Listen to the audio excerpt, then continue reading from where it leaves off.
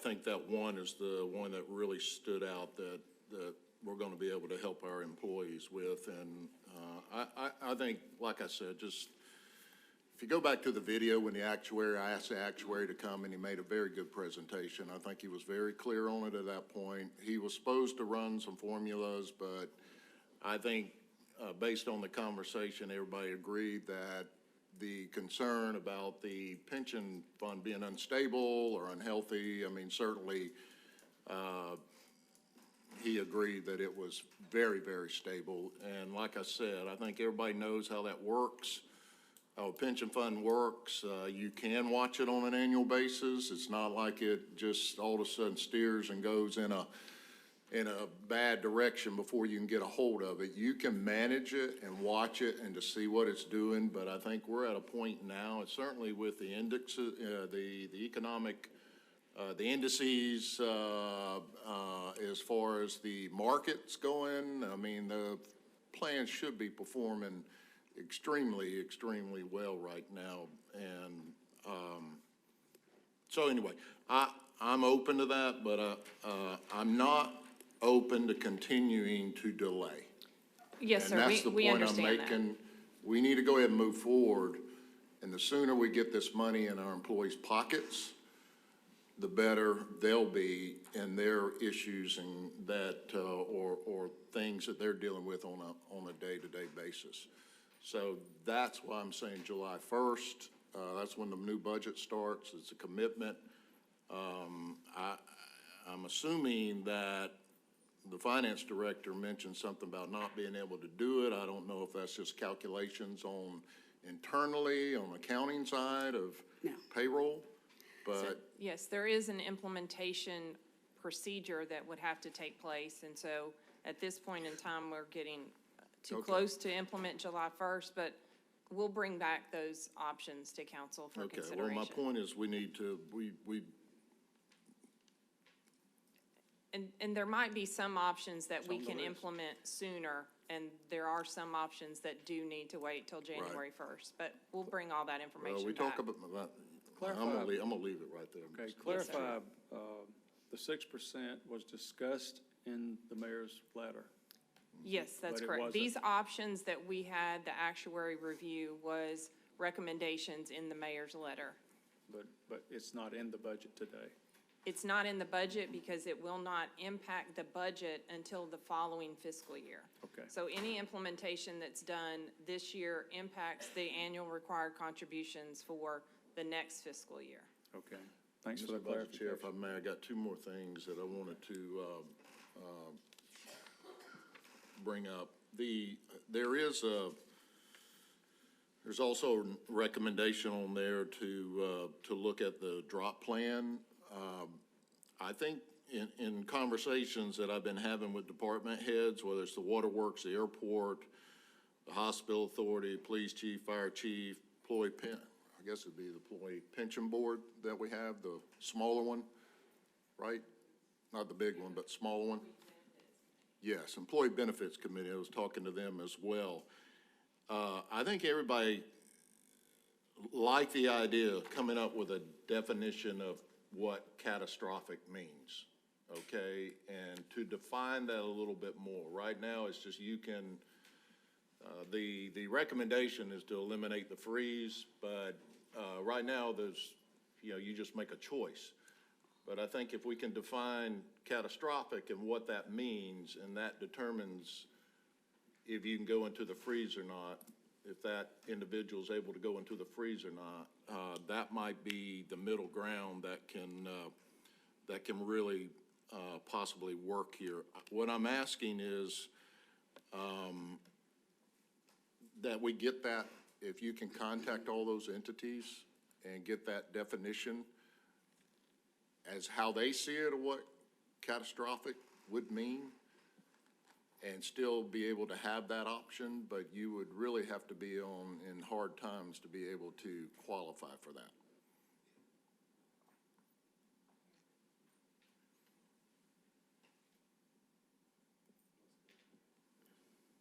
And we'll have to defer that to the legal department. I don't know that, you can have it both ways, allow a freeze for some and not for all, but I mean, we'll have to review that from a legal standpoint.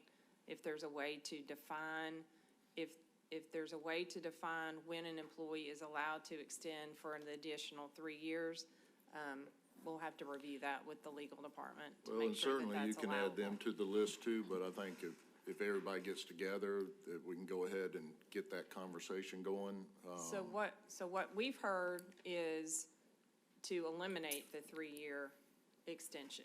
I haven't heard anyone from any of the groups that I've sat in on that wants to be able to allow it for certain circumstances. That's really the first time I've heard that, Yeah. so we'll get with each of those committees and have that discussion.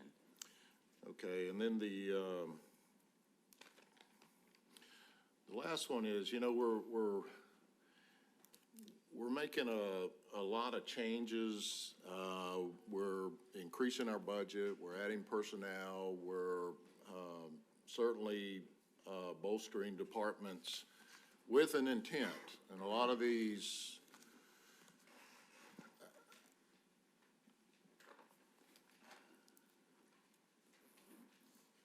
we need to come up with a way to be able to measure the productivity, some kind of communication or presentations. A lot of it is on the judicial branch side, where they've talked about caseloads and that we're making increases to the budget, substantial increases to their budgets, increasing their departments, some of them by 35, 40, 45% of their budget. I mean, we're increasing them. We need, I think it's about time that we start tracking that somehow and being able to measure productivity. If we're going to invest in those departments, in the personnel that they're requesting, that they're asking for, and making those changes, then we need to understand how we're moving forward, if we're making an impact, if we're being on the positive side, and just as we go tracking that. I'm hoping that we can all get together and have that, again, that conversation to include the departments and to maybe come up with a way that they believe that they can measure this. So, and I'm thinking of the citizens, that if we're making those decisions to really stretch our budget, okay, and increase the personnel side of the equation, then I think the right thing to do is to be able to show citizens how we're making a difference. And we have not been doing that in the past, but I think there's a lot of requests now that are starting to come forward about growing departments. And I think it's prudent and wise that you just kind of keep track of that. So, yeah, so anyway, thank you. Okay, is that it? All right. Next on is Counselor Anchor. Did you have something else, I Director? just wanted a point of clarification. Councilor Davis, you said the finance position, or which position in the finance department, sir? Do you have more than one? That is Are you in the, requesting more than one? well, there are 2 positions in the mayor's recommended budget that's listed for the finance department. I just want to make sure that I'm clear on which position you were deleting.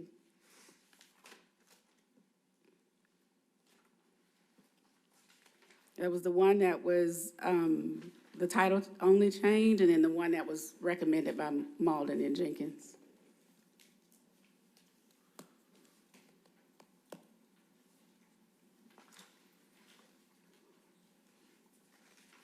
I don't see in his letter to us but one new position. I see a So- reclass, a career ladder, and So it's the new one? Okay. I got it. Thank you.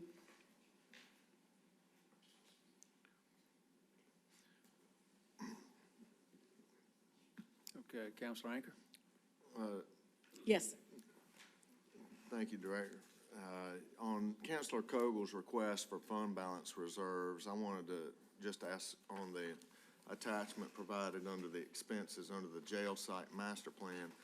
There were 2 buckets. There was one in 2023 for $3 million. I kind of remember that one. That was the SLAM it was RFP that went out with the Gibson, the architects to study the original. What is the $4 million bucket under 2026? Can you remind me of that? That is for future expense relative to the jail. I can't hear you, I'm sorry. I'm sorry, that's for a future expense relative to the jail site. Okay, all right. As far as potential real estate. Okay.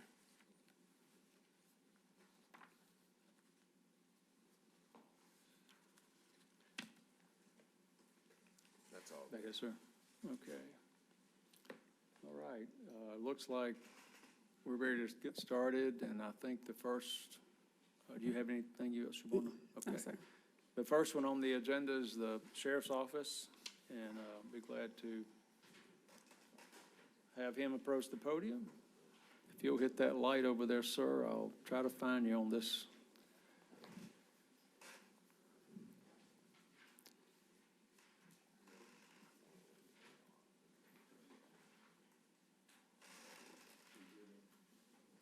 Yes, sir, go ahead.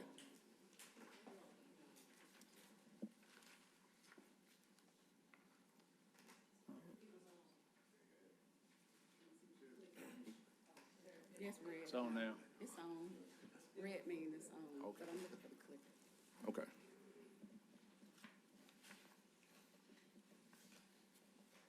Guess she's waiting on the clicker. Good morning. Morning.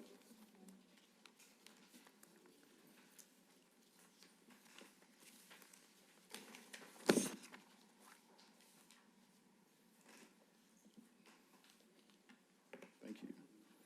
Wanted to come this morning to ask for a reclass on a position. You all received a letter from the chief judge and all of the judges asking for the sheriff's office to have an additional 12 deputies for the courtrooms. We've have additional courts, and it's been tough having the same number of court deputies over the past 3 sheriffs, and have not had an increase in deputies to keep up with the volume of the courts. In the mayor's recommended budget, FY27 budget, he did recommend for us to have 5 deputies, which I do appreciate that. That does help. But in those 5 deputies, those are all deputies. We have a total of probably about 18 court deputies from a span of control for one supervisor to be able to manage a certain number of deputies. That range falls between 6 and 4. That's the recommended. And so we would have way too many deputies and not enough supervisors to supervise. And so what I'm asking for is for one of those positions to be reclassed from a deputy to be reclassed to a sergeant with the benefits and all. I'm estimating that that will run about $9,500. And so I'm asking for the council to consider that. Oops, I'm sorry. The next, what I have here is 3 things. Overtime at the jail, but this is what we spent last year, trended last year, was $1.8 million. We asked for $800,000. We were, in the budget, we were allocated $299,000. We're 200 individuals over capacity in the jail. And there's not many ways that we can say this about safety within the jail. Each night, I receive an email or report that we're taking about 2 to 3 individuals to the hospital every night for injuries or for medical conditions, pre-existing conditions that individuals have. And these are not the most friendliest people that we have to transport to the hospital. But anytime you move bodies from the jail, that you're weakening the current staff that you have there. And so one thing that we do to offset that is we allow staff to come in and to work overtime to offset that. The reality of that is that if I move 100 inmates, and I've spoken with different sheriffs around the state of Georgia, if we move 100 inmates, we would be looking at a price tag of about $6 million per year to the taxpayers. The law is very clear that if I deem that the jail is not safe, if it's not a safe space, that I could move inmates within the state of Georgia, anywhere to any jail that will accept them. And I've been trying to do this for years, to keep down that price tag. It's very expensive to run a jail, because the jail is just not a place to where you house individuals. I'm responsible for running the largest kitchen in the county, the largest mental health facility within 120 miles north of here, the largest medical clinic, and we run a full-time kitchen and we have a full-time laundry.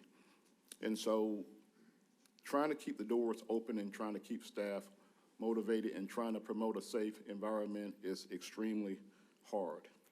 And so we just want to, we're not so much of an ask, but we just want to let you know that we asked based on the trending spend from last year, $1.8 million. We asked for $800,000 this year, and we were allotted $300,000.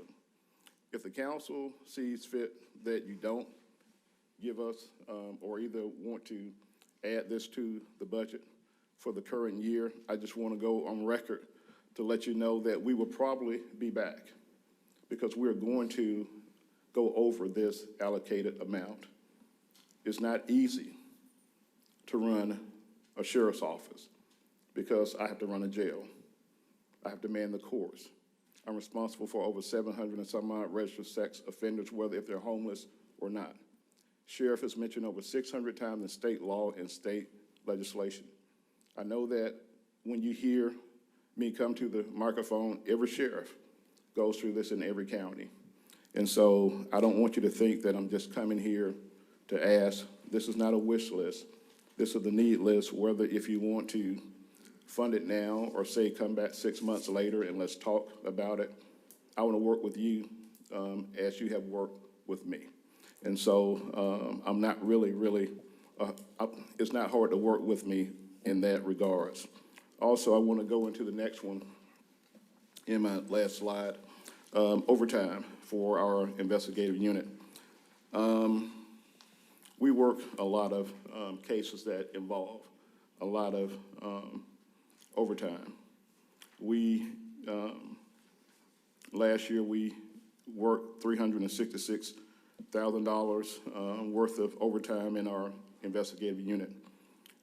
We've asked for $400,000. We were allocated $24,000, which is a 94% reduction in that. The cases that we worked are the cases that help to keep our county safe. A lot of people may not realize it, but we work to keep cartel people out of our county. I got a call coming in today about the same thing, about which I won't go into it, but it deals exactly with that. Drugs and gang enterprises and major threats to our city. I would just ask that the council look at these and understand that if you don't fund it, and I'm just letting you know, and I'm just being upfront, that we have to continue to work these type of investigations, because if we do not, we can't work and solve crime working 8 to 5. We can't do it working 8-hour shifts. Our investigators work a lot of long hours. They can get off work, and a federal agency will call and say, we need help with this based on this case that we're working. They have to jump back and suit up and go out and do what they do. And so I just want to, these are the only three things that I'm bringing to you, because we have to have a supervisor to help to supervise some of the staff that we have in the courtroom. The additional ask was for 12 deputies, and I think that included a lieutenant and a sergeant. But the mayor in his recommended budget allocated 5, and we do appreciate that, but we have to have one of those positions to be a sergeant. And that's all that I have. Okay. Counselor Walker. Thank you. I'll make the ad for the reclass of the one deputy position to a sergeant position, estimated cost of $11,500. And Sheriff, as you know, I mean, you've got to do what you've got to do to keep the jail safe, so we'll approve the overtime, you know, as it comes before us. Yes, sir. For the investigations, is that the same way where we can approve the overtime if it's needed during the middle of the year? You can come to us with a budget request? Well, we're working cases now that we know that we're going to go over what we've been allotted in probably 1 month. I don't mind coming back. I mean, I have no problems coming back. Whatever you want us to do, we will, but I just want to go on record saying that I know that we're going to go over this. And so it's not that we're going over budget. We sent up what we needed to get the job done. And I understand how difficult it is for the mayor to have a recommended budget because he has a lot of agencies, department heads, elected officials asking for a lot. And I would not want to be in his shoes when it comes to this. And I would not want to be in your shoes when it comes to making the decisions. But this is part of what I have to do my job. What is a greater need for you as far as a decision today? Is it overtime for the jail or for the investigations unit? Well, both of them are critically Yeah. important, but even if the council does not approve it today, I'm fine with that, but I do need the $11,500 for that position. But if I have to come back 6 months later on and discuss this, I'm open for that. Okay. I want to make my ad for the $11,500, but I do want to also make an ad for us to at least discuss raising the investigations budget by, I guess that would be $76,000 to $100,000, just because that seems like such a drastic reduction that he's not really going to have anything to work with. But the $11,500 and then increasing the overtime for investigations. So your ad is to increase overtime from 24 to 100? Correct. Okay.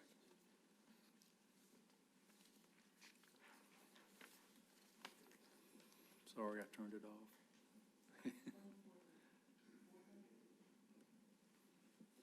To 100. Okay, thank you. Madam Finance Director. Yes. So to reclassify one of the deputy sheriff positions to a sergeant position, the cost of that with benefits is actually $21,723.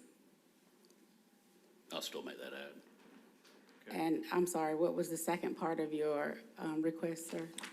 It was regarding the Muskogee County Investigations Unit overtime budget to increase their budget by $76,000 to $100,000. Okay, So going from 24 to to 100. 100. I got it.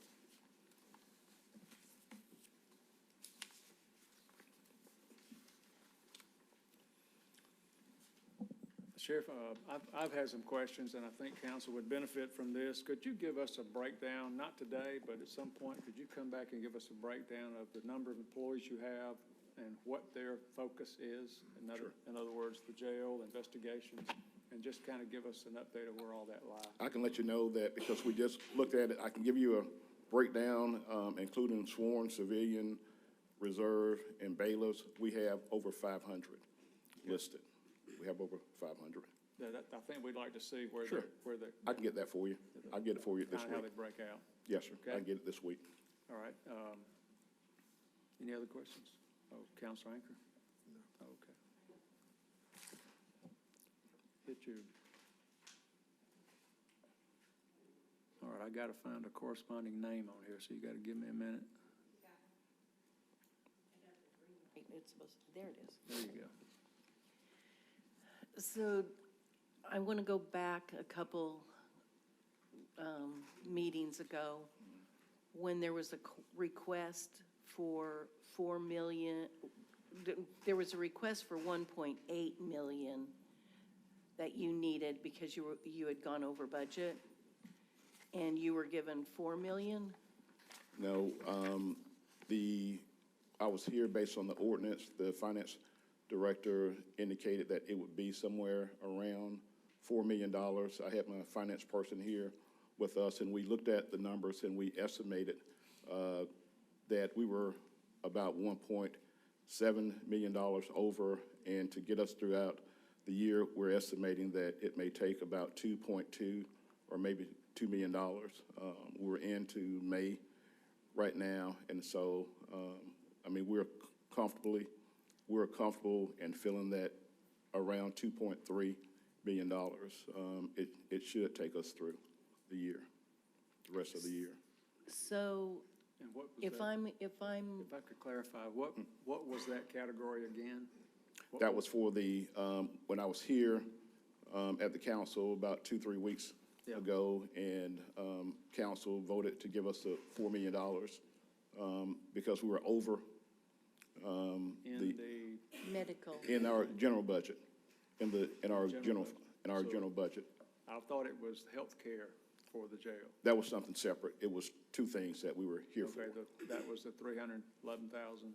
Yes, sir. Okay. Yes, sir. So now this is, tell us again what that, Council approved $4 million to be added to our budget to carry us over, to get us throughout the fiscal year.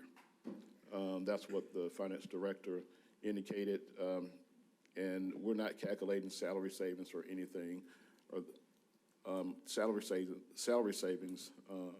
So we feel pretty comfortable with that number, about 2.3 million.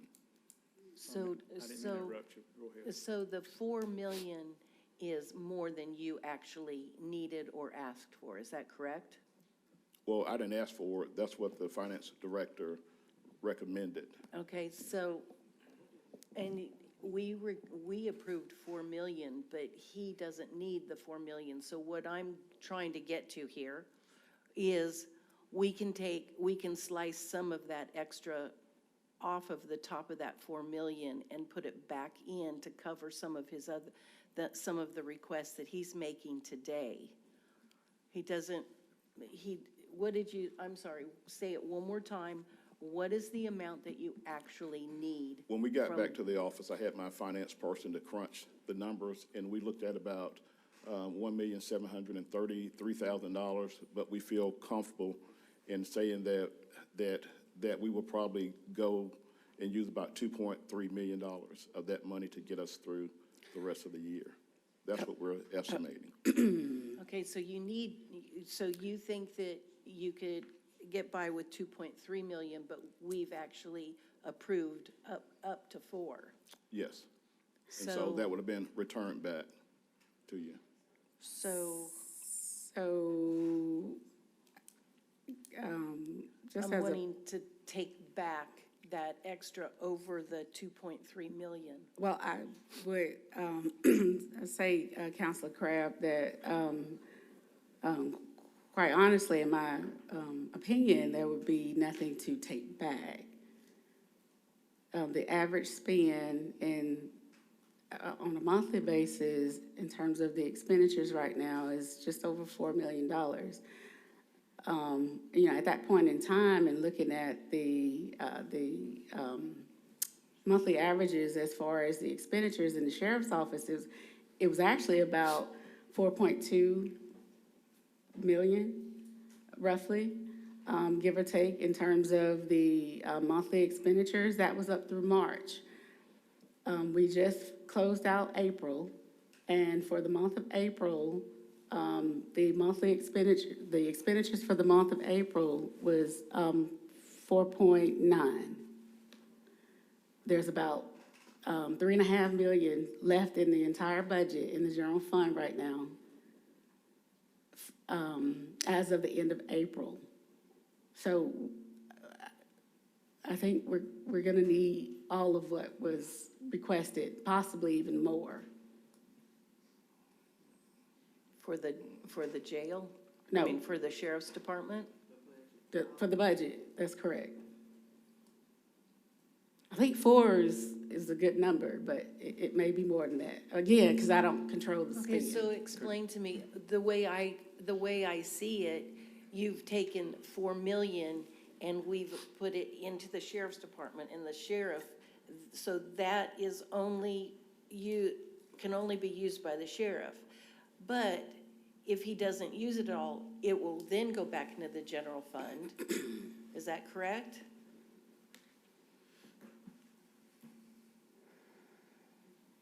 But we can't Well, use it at this time because it's been designated for the sheriff. So what you've done is approve for the sheriff to go over budget by approving additional appropriations. So currently, he's trending to go over budget in totality. He's not over budget yet in totality, but he's trending to go over budget in totality.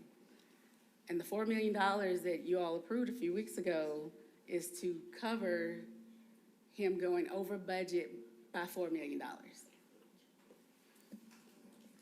So But there's he's no- saying that he was only gonna go over budget He's over 2.3. budget in total. Oh, 209,000 for general fund? Okay. Well, no, we have to back out the, school zone money. Yeah. So he's not over But yet. his finance person is saying that they're tracking that they'll go over budget 2.3. Okay, I appreciate Ms. Becky.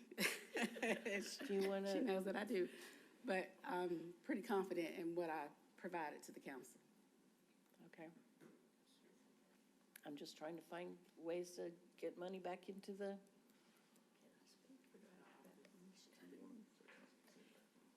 Ms. Alexander, I'm not sure where you're coming up with that four million from, because when I do the math, that's including the contracted price for the medical. Now, there's no way for the sheriff to estimate or gauge your pharmacy costs, because that's based on your inmate count, or your off-site medical. So I'm not sure where you're getting the 4 million from. Because at the time that we crunched the numbers at the last meeting, we were still to the good, 1.6, 1.7 million. So I'm just not sure where you're coming up with that 4 million from. Well, The sheriff is never asking for permission to go over budget. That's not, Well, the off-site medical hasn't been charged to the sheriff's budget. The first invoice for the off-site medical is what we brought to the council at the last meeting. 311. That's correct. So Yes. there hasn't been any off-site medical charged to the sheriff's budget in FY '26. Right? That's correct, right? Right. Okay. So that's not a factor in terms of the expenditures that's been charged to the budget. Okay. So that's not counting the expenditures in the computation in terms of the averages that I'm looking at for the 4 million. Right, that's what I'm trying to understand, is Right. where you're getting that 4 million from. Based on the expenditures that have been incurred in the budget. From the budget variance reports. Okay, well, I just have to respectfully disagree with what you're saying. Based on the numbers that I was able to pull out of the Advantage system, they don't add up with what you're reciting. Okay. Okay, can we need to move on here. I was just looking Can y'all for- huddle up at some Yeah, we will. point and try Thank you. to narrow this number down? And Thank you. I remember the number 4 million was requested last week. I'm not sure who said 4 million, but That was me. y'all get to the bottom of it and then come back and. I was just looking for a delete since yeah, right. Counselor Garrett had added something. I'm looking for the delete, and I Well, think that we Councilor could- Crowd, he added it for the FY '27 budget. So what the sheriff was addressing last meeting was the '26 budget. So, Okay. two different budget years. All right, next on the agenda, thank you, Sheriff and ma'am.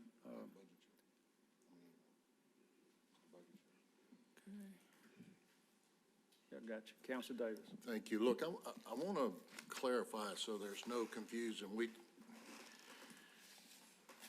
We have a control process.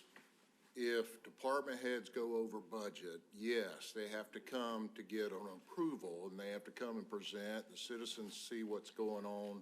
We all know what's happening in that department. That's a control matter, okay? And it's one step. When those requests come to council and they're brought to us, The department, we're under the understanding that the department head is going over budget. Now, what was just said was he is not, or they have not gone over budget yet, but we anticipate them going over budget. Now, I don't want to be approving anything to increase somebody's budget if they're not going over budget, you know, in the amount. So when they come before us, what needs to happen is we know for a fact that they're over budget. This body has no control over that. We just approve it. It's a control measure, but we have to pay the bill. We have to pay the invoice. We have no choice. In my mind, we have no choice but to pay that because they spent it. They went over to run their operations.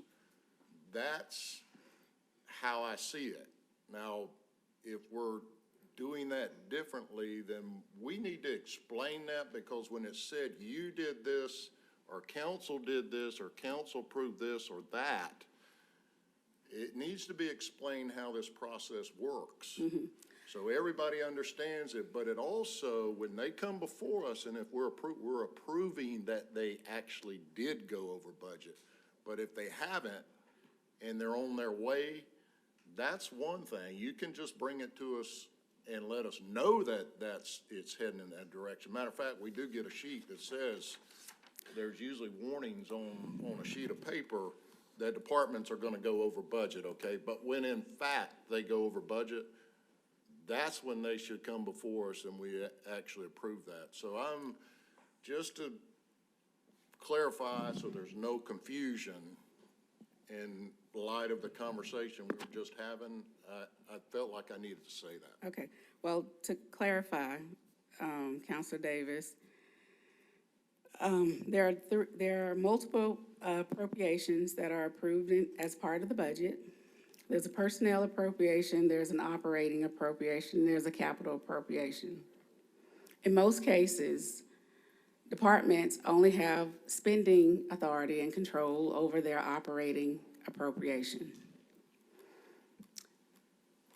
When they are about to exceed their operating budget appropriation,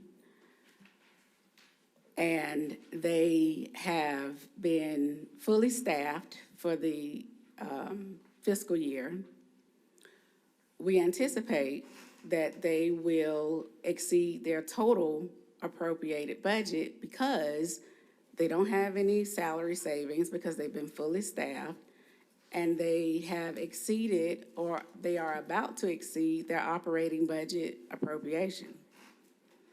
So although they may have personnel funds still in the budget, right? Because that's not gonna be expended until the payroll runs, right? Because they've exceeded the operating budget, they still have to come before the council as directed by Ordinance 13-39. Ordinance 13-39 says that before they exceed their budget, they have to come to the council, not after, but before. So that's why they come, like the sheriff and anyone else, they come before they exceed their budget in total to request additional appropriations. Thank you. Yes, sir. Thank you, ma'am. Okay, next on the agenda is the municipal court clerk, Mr. Reginald Thompson. And his budget is on page 175 in your book, if you're interested.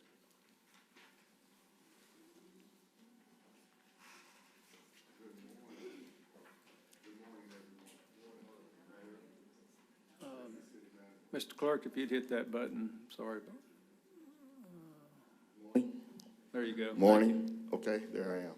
Good morning, everyone. Mayor, Deputy City Managers, Council. Come before you today. I'm going to give you an overview of the office, and then at the end, I'm going to do my ask of you of what I'm asking today.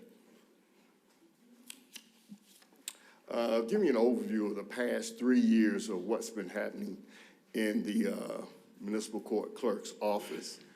As you can see, we're the busiest office in the government center. We get a lot of foot traffic. For 2023, citizens served 15,570. 2024, citizen serves 15,709. 2025, citizen served 15,829. And I'm giving you the calendar year, not fiscal year, okay? As you can see, over the past 3 years, with our civil department, 2023, it was 8,400. 2024, 8,500. And 2025, it was a little decrease, but it was 8,300. And then yearly contributions that we give to the Columbus Consolidated Government. From what we take in, you're looking at 15% from civil cases. As you can see, for 2023, 171,000, 2024, 181,000, and 2025, 175,000, which was a little decrease for 2025. But we're looking to be on track to exceed that for this year. Then you're looking at for criminal cases for the past 3 years. You can see for 2023, it was 5,600. 2024, 8,200. And you can see for 2025, 11,000, which is a 97% increase. Thank you to our Sheriff's Department and the deputies so much for what they're doing out there in the street. And as you can see, as far as income that is contributed back to the Columbus Consolidated Government, which you are looking at 75% of citation money that is collected comes back to the city. As you can see, for 2023, it was 678,000. 2024, 860,000. And as you can see, for 2025, 1.3 million was contributed back. And then you probably ask what entities get some of that money. As you can see, it is CCG, Law Library, Sheriff's Retirement Fund, Georgia Superior Court Clerks Cooperative Authority, Office of Dispute Resolution, that's for civil. And for monthly payouts for criminal, you're looking at CCG, Law Library, Sheriff's Retirement Fund, the GSCCCA, and the Peace Officers Annuity and Benefit Fund for criminal side. And this is my ask. The municipal court chief deputy clerk, which is a G126, the current salary of that position is $61,910.16. As you can see, what was the increase of the office over the past 3 years. Other offices that are comparable to mine, as you can see, the clerk of Superior Court, the chief deputy there, G126, $80,000 a year.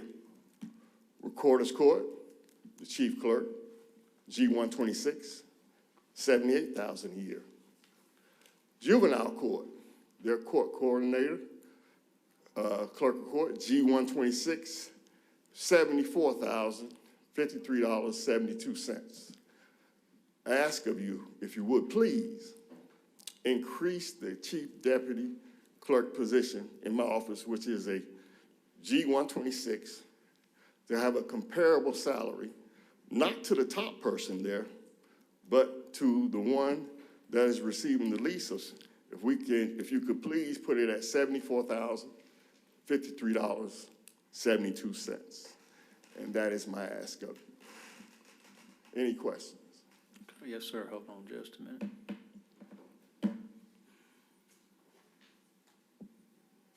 Councilman Walker. Clerk Thompson, was this position considered in the Evergreen study, or was it not because of the Constitution, since you're a constitutional officer? It was an Evergreen study. It was, oh, okay. It was? Yes. What did they say that the position is supposed to be in line with? that is a question I really can't answer for you. I wasn't given an explanation on that. Probably the Human Resource Department or the Finance Director can give you more of what they said on that.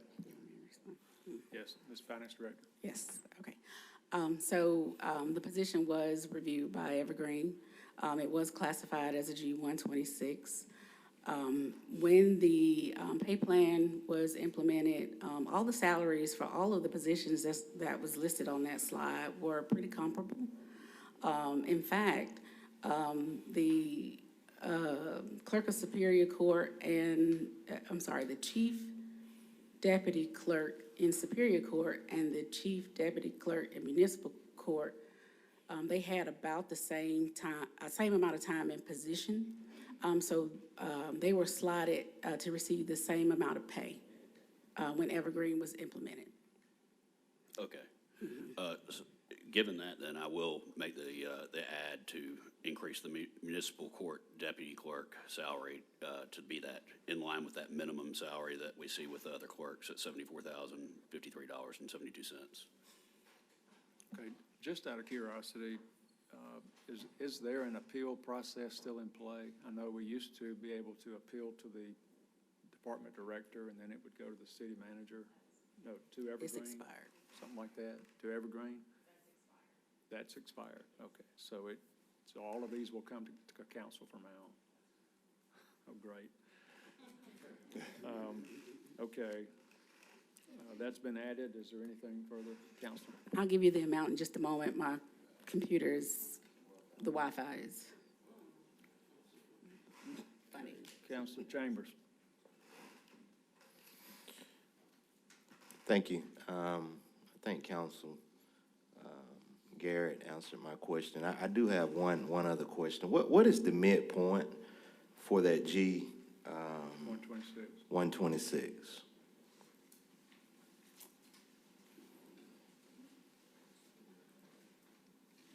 I can get reconnected. Hang on.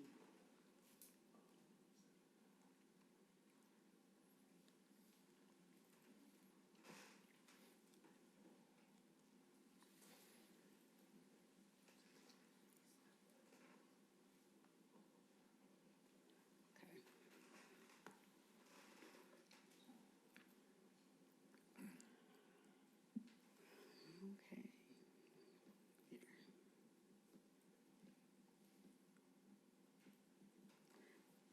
So the mid for the G-126.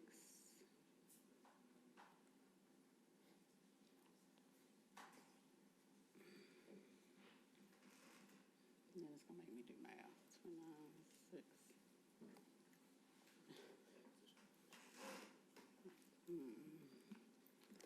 It's $75,835.23. 75,000? Mm-hmm. Okay, so the 74 is right below midpoint, correct? Yes, sir. Okay, thank you.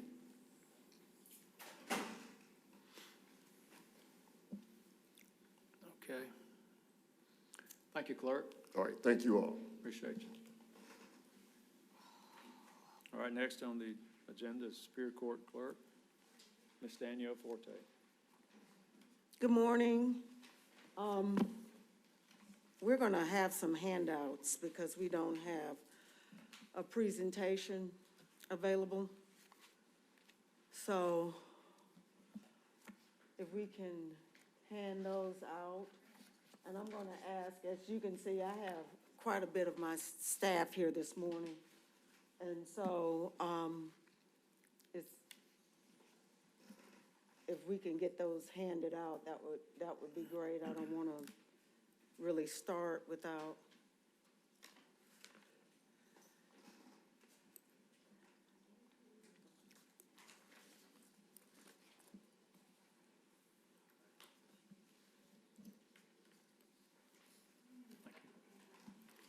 And for those that you have, and I'll just start, the first page of the handout are our line items. The top box is our line items request.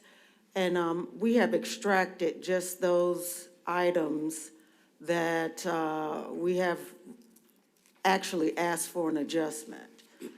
I became the clerk in 2018, and since that time, in every budget season, I have received $0 in increase for line items. And some of you are very familiar with the fact that I was here last Tuesday in reference to the travel. And so there has been no increase.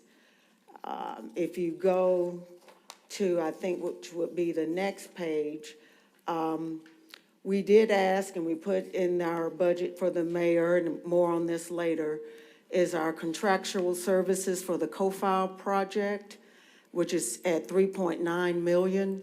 And I'm going to just kind of put that to the side for now. But if you look at the overall expenditures in that top box on the top page, 4 million is the total ask, and the 3.9 million makes up the big big bulk of that. So I just want to put that in perspective. So I didn't want you all to think that overall, that project just took up a big chunk. But the next thing would be the equipment rental and lease. That is in reference to the microfilm that we need. Several documents were destroyed in 1994, and so we do need the microfilm. Now, again, more later on the co-file project, which is a digitization of the records that we have. If we get that going, we won't need the microfilm. Of course, we would put the microfilm and those documents into the preservation documents with co-file. But I'm going to move on to the mobile phone services. Inflation, the cost has gone up for that.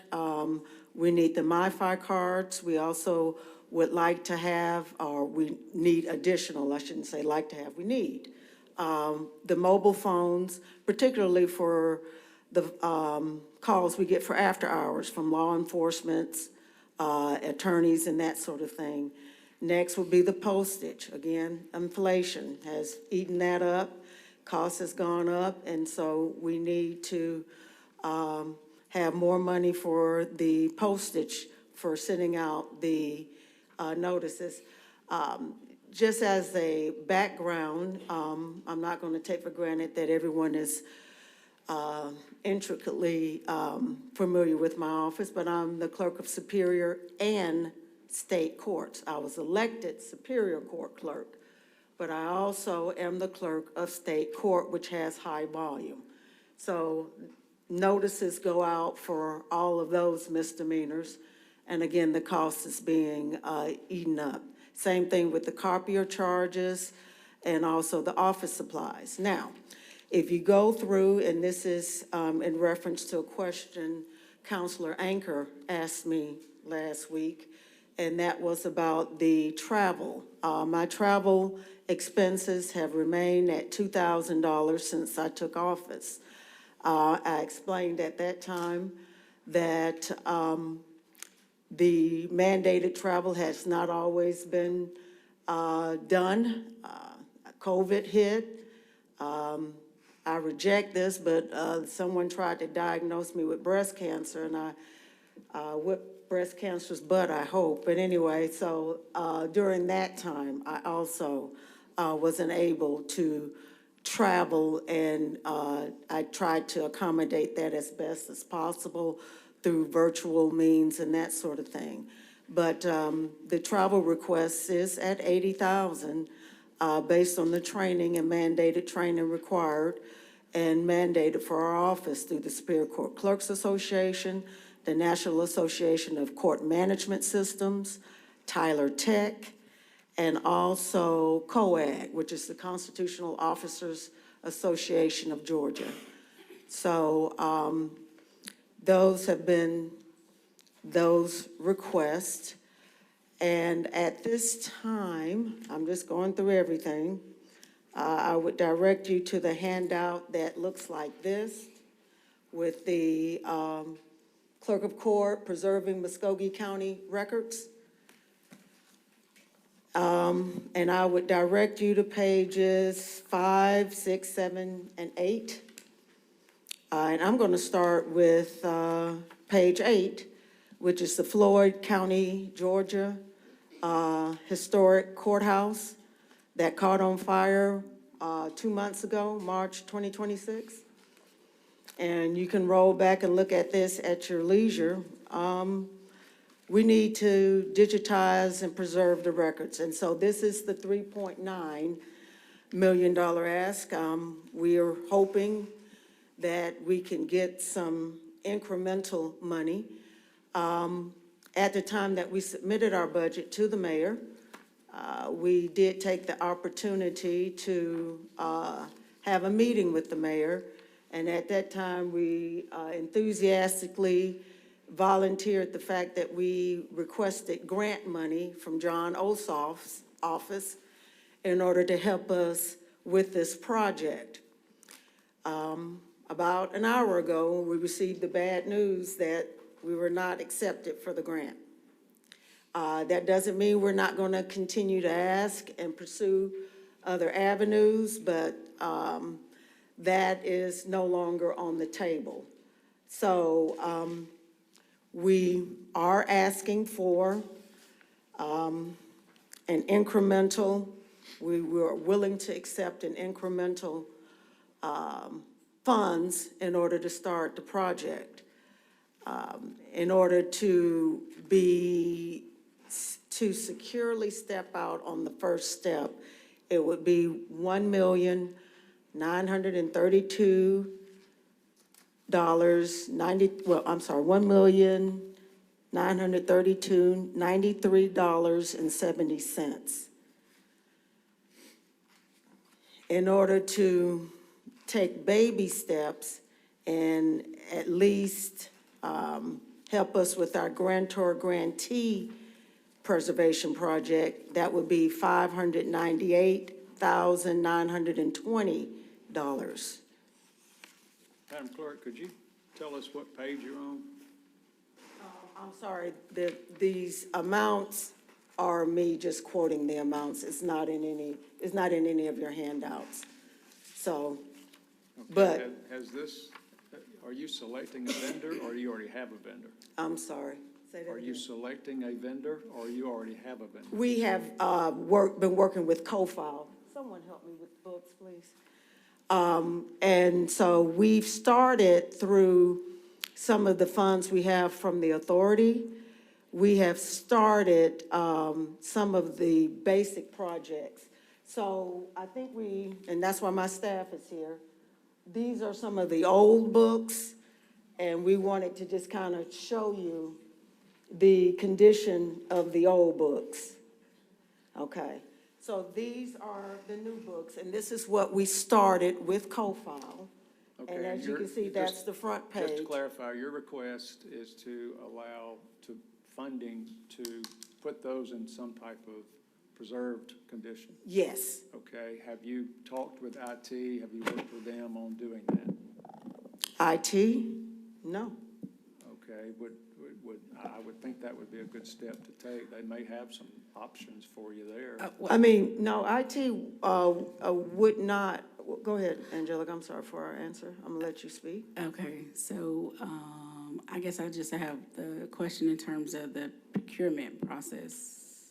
Yeah, Is this through? That's where I was headed with this, has there a procurement process been started? Tell me what you mean by a procurement process. CoFile, is it part of Tyler or is it? It's its own entity. It's its own entity. I can answer that, okay. And do they have state contract or, I'm just trying to figure out how we're utilizing their services. Okay, because this is, all right. We have several vendors in our office, and CoFile is a vendor through our office. So we've been using them for a while. We have used them for these books, and yeah, we have used CoFile in the past, yes. And we have currently used, this is something new, that I was going to show, and I know these are heavy, I'm sorry, but even here, we have the preservation authorized by city council members, and we have everyone's name that's present here on some of the books in order to start the project in our deed room. So, Well, we can get into the weeds on that later, but I did want to make reference to the budget as far as the mayor's recommended budget in the IT allocation for OLOS. There is an allocation of $300,000 that has been allotted and set aside to sort of start that set aside funding for this project. okay, for the, I did not see that in the mayor's proposed budget. Was that in the mayor's proposed budget? It's in the recommended budget. It's not specifically listed in his letter. It's in IT's budget. Okay, so IT's budget for my office? For the OLOS. Were y'all familiar with that? Okay. All right, we'll take a deeper dive. I mean, not a problem at all. We'll take a deeper dive. Because we're basing it on what we saw was allotted to my office. Yeah, it's, not IT's office. right, it's in IT's OLOS allocation. Okay, and it has been earmarked for Superior Court Clerk's office? Not, okay. We were unaware. That's why I was trying to get two of you to talk together, but I guess what I'm trying to figure out is, and excuse my naiveness in the operation of your court or your office, you're binding the old books and putting them in new books. Is that what you're talking about?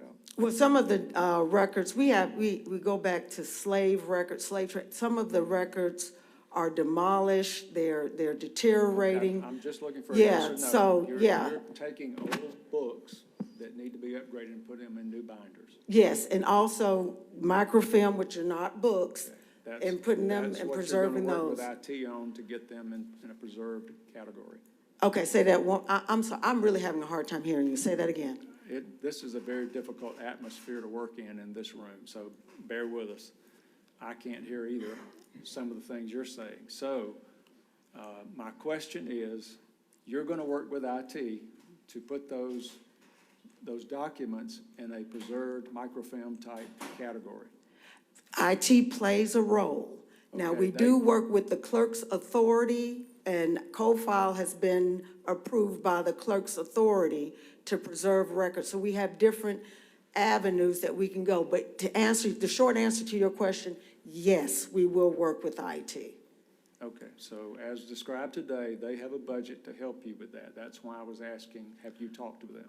No, and so this is new to me, so I appreciate the education on that.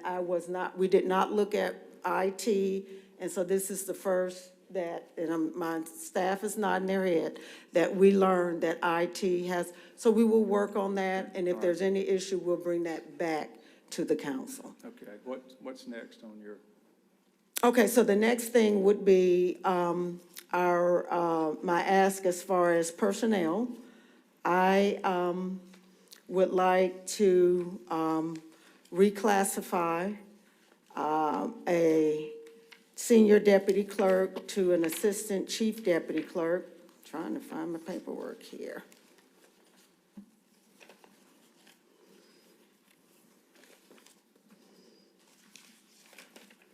And that is position number 0407. The difference would be $9,586.99. And that is for the position of Christina Fluker. Some of you in the city council are quite familiar with her. Unfortunately for me, the judges are also quite familiar with her, and they keep threatening to steal her from me. And so I am appealing to you to reclassify. She currently serves, I should say, as an assistant to our admin team, also an assistant to me, and she's also over our criminal division. And so she wears many, many hats and works around the clock. And so I would like to promote her and reclassify her position to, since she's doing so much, to Assistant Chief Deputy Clerk. And again, the salary variance would be $9,586.99. Can you tell us what page you're on your handout? I think it's page 8. Let me see, let me look at what. 4, 5, 6.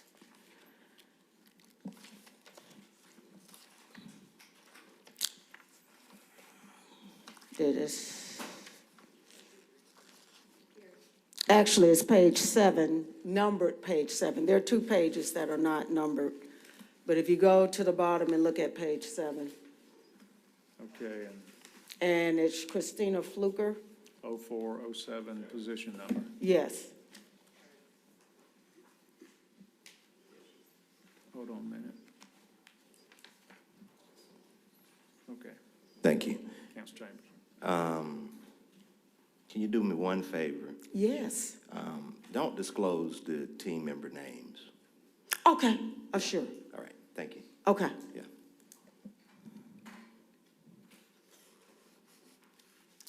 Okay, so, I want to make sure who we were talking about, what page we were on. okay, so the position number, Counselor Chambers, is that what I should Yes, reference? please. Okay, position number 0407. Okay, All right, can I move on? yes. All right. And lastly, those of you here are familiar with, I did come before this body to request the legislative item governing the salary of my chief deputy clerk and myself. It became, at some point, House Bill 1461, and it never made it through the Capitol. At this time, I will start with my chief deputy clerk, and I will direct you to the page after page 6. And this is not numbered, but if you could see in the handout, that's the letter is dated April 30th from our HR director, and it states that the chief deputy clerk's position should be reclassified. It's currently at 126, and it should be reclassified to a 129. If you turn the next page, you would see that was submitted to Excuse me, let me me. interrupt a minute. On what basis should it be classified from 126 to 129? Based on the salary survey data that was performed by HR. Okay, so HR recommended this? Yes, the letter is from HR to me. Okay, Okay, all right, thank you. all right. And that was sent on Friday, May 1st. If you turn the page, then turn the page again. And as you'll see that this was May 8th, so this would have been 7 days later. And we get a letter from HR stating that now my chief deputy clerk is properly at the pay grade of 126. So it goes back down to his current position, letter dated May 8th. If you turn the page, that was sent to me Monday, May the 11th, which would have been the day before my originally scheduled budget presentation, which would have been May the 12th. I'm asking for pay parity since my chief deputy clerk salary is tied to mine. When we went through the request for pay parity, I actually drafted my request in line with the request of the Solicitor General. And again, it did not pass the Capitol, and at that particular point in time, my chief deputy clerk's salary, again, was tied to mine. So if y'all will just indulge me, I would just like to just kind of talk to the council, heart to heart, based on my tenure as Superior Court Clerk. And let me start off by saying that I have prayed and meditated over my next comments, and it is apparent to me, and I must stress apparent to me, that this body, the City Council, is unaware of the actions of our leaders in the executive branch. That, as the saying goes, the left hand doesn't know what the right hand is doing. I would like to first acknowledge those who, out of love and concern for me, advised me against spotlighting the adversity aimed at me and my office since I was elected as clerk in 2018. So let me say lovingly that I appreciate your concern, but as I stand here, and this is very difficult, I can no longer stay silent. I am called to a combination of Bible verses that state, "Blessed are those who hunger and thirst for righteousness and are persecuted because of righteousness, for theirs is the kingdom of heaven." I'm also called to another verse, "Silence when they should protest makes cowards of men." When I started in 2018, I took a hard look at the business processes and integrity of this office, and it has felt as though since I raised concerns regarding the Willie Demps matter, I've been treated as a second-class citizen.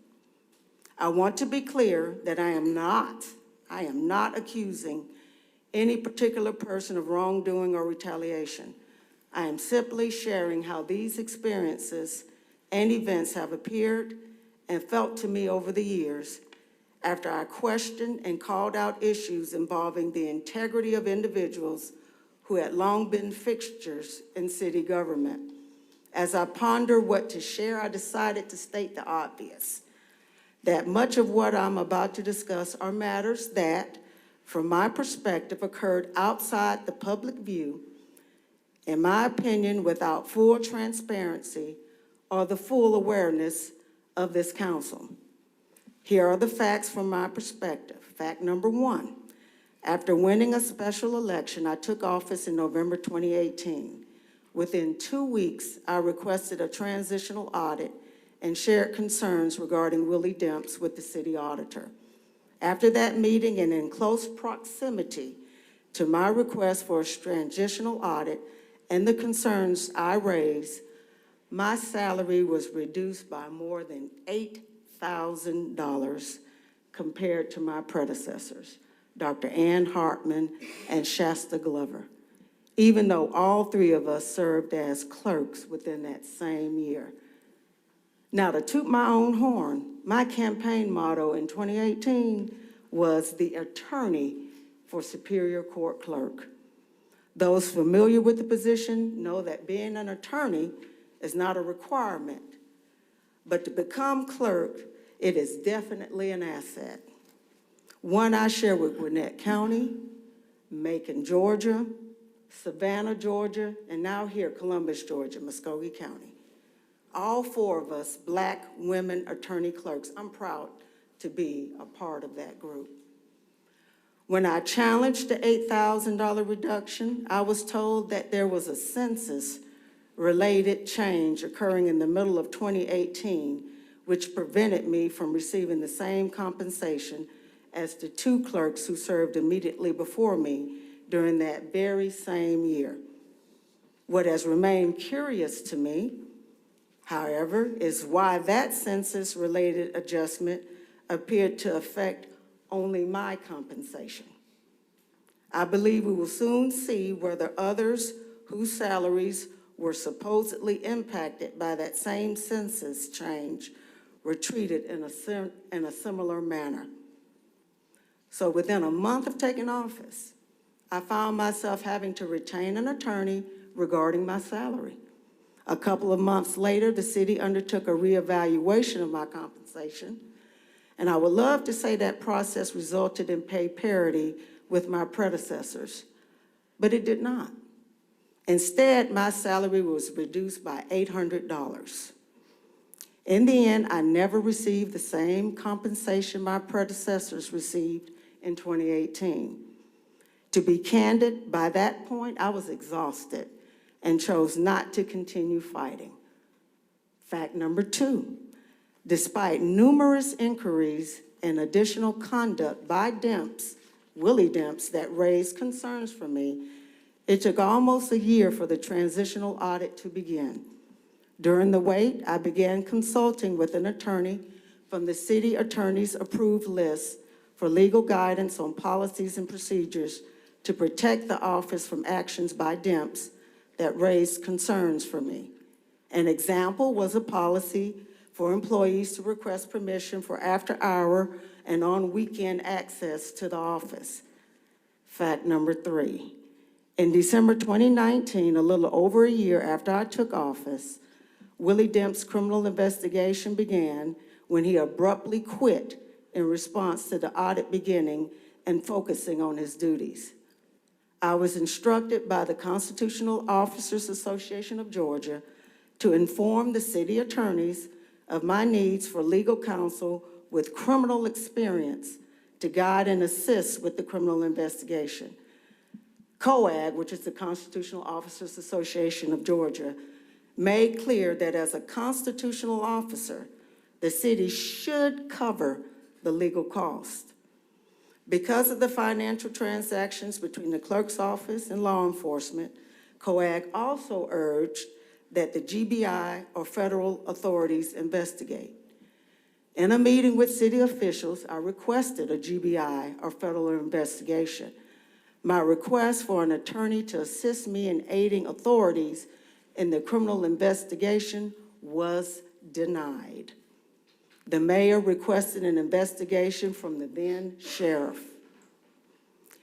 Fact number 4, after I was denied any legal assistance relative to the ongoing criminal investigation, I hired CPA Donna McGinnis as Assistant Chief Deputy Clerk to assist with the criminal investigation. Fact number 5, after the 3-year Demps saga, city officials declined to authorize payment for a Board of Equalization hearing officer. We call that the BOE, Board of Equalization, something I'm over. And this was a hearing officer I had contracted with for property appeals. This resulted in a threat to sue me by the retained hearing officer. When I repeatedly gave guidance on the appropriate steps to pay the hearing officer, I was told by city officials that they would not authorize the payment for the hearing officer because of a, and I must stress, a 1994 business license ordinance. In other words, city officials used the city ordinance regarding business licenses to justify not paying for a BOE hearing officer. My understanding is that this had not been an issue for prior clerks of court. I requested they pay the hearing officers for services rendered like they'd done in the past to resolve and prevent me from getting sued. They still declined to authorize the payment. I made my final meeting request to resolve the matter by including an attorney from COAG, again, Constitutional Officers Association of Georgia. Instead of responding to my meeting request that would include that attorney, they went on ahead and paid the hearing officer. At times, it has felt to me as though many routine matters involving my office were met with resistance, delay, or unnecessary obstacles. Next fact, when our sheriff was elected in 2020, he received a $20,000 supplement by this body that eventually increased to a $50,000 supplement. What you don't know is that in 2020, I met with the city manager, city attorneys, and other department heads to request pay parity and a supplement as a more senior constitutional officer to the sheriff. My authority for that request was House Bill 1445, that states my salary shall be increased to match the sheriff's salary. My request at that time was not even for the full $20,000 that the sheriff had been granted. My request was for a reduced amount for 2 years and to expire by my next term. My request was denied. Next fact, in 2025, Solicitor General Siobhan Thomas received a unanimous vote from City Council for House Bill 1460, increasing his and his chief's salary. I made a similar request for me and my chief, which I just described, House Bill 1461. What became 1461 for clarification. I did not receive a unanimous vote, but the majority in this council, and thank you for that, supported my request. And again, it ultimately became House Bill 1461. While these House bills sat at the Capitol, I received information indicating that opposition to my request was communicated to state representatives while the bills were pending. Some of that communication and opposition came from members of this assembly based on the pattern of actions that I had incurred. And based on the pattern of actions I believe have been directed toward me over the years, I actually felt remorseful for the Solicitor General because his legislative item had received a unanimous support from this body. My request was simply tied to that effort through a similar request for pay parity, yet both House bills ultimately failed. To me, it appeared that the strong opposition to my receiving any accommodation, benefit, parity, or equal treatment may have resulted in the Solicitor General's bill becoming collateral damage. From my perspective, it felt as though there was significant resistance to my receiving a pay increase. I have been an elected official longer than the Solicitor General, and I am a constitutional officer. He is not. At this point, I would like to pose a question, and I will not answer it, but I want all of you to answer it and to think about. Could the difference be that I was the one who chose to speak up, to question what was happening, and to request a criminal investigation in an effort to protect the integrity, accountability, and public trust of the office I was elected to serve? At times, it has felt as though my commitment to fighting for the integrity of this office came with consequences. I discussed the matter separately with both the mayor and the mayor pro tem. I pointed out that our newly elected Solicitor General's salary is higher than mine, even though I have seniority as an elected official for almost 10 years. Our Solicitor General was elected in 2024 and took office in 2025. I was elected in 2018 and took office in 2018. Interestingly, both the mayor and the mayor pro tem told me not to take it personally, and more importantly, stated they wanted to handle my request for pay parity during the budget process. So let's see where the facts lead us now. Last fact, I included my request for pay parity in my budget request to the mayor. And guess what I got? Nothing, a complete goose egg. The mayor's budget proposal, however, granted the Solicitor General a pay increase for him and his employees. For myself, the clerk, nothing. And at this point, I'm asking, why is that? So that is how that was handled, and I guess I'm still not supposed to take this personally. In closing, my goal is to enhance the quality of life for our constituents in this community and my requests reflect that. I feel the citizens deserve the very best I can provide. Lastly, I encourage each of you to meet and spend time in my office. I sent out invitations in the past when I first became clerk, so I'd like to take the opportunity to again extend this invitation to come and see what we are about.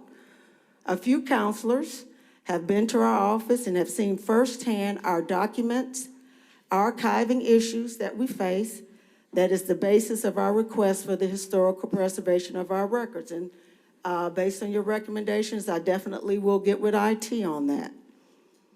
But please come and spend some time with us. I wish there was a stronger way to say this, but my staff here, they are outstanding. Come see what they do. Have a conversation with them. We'll give you a tour. We'll feed you and everything. And that concludes my budget presentation. Okay, we have a couple of counselors. Counselor Hickey. Thank you, Mr. Budget Chair. I would like to make a request on add and delete that. I know that the handout that she gave us is, requesting an adjustment of $43,332.51. But, I don't know whether or not, this council would agree to that total increase. But what I would like to recommend as a supplement for the clerk of council is to add that could come from the general fund, a $15,000 supplement for Madam Clerk. She, according to her presentation, she have requested parity pay in the past, and for some reason, I don't know why she haven't been granted that, but we do know and we do recognize, Madam Clerk, that your role in our city government is very important in the work that you do and your office do. So I would like to put in, and Madam Finance Director, is it possible that we could draw that 15,000 from the general fund? And could you tell me what, as far as days is concerned, what that would equal, what that would look like?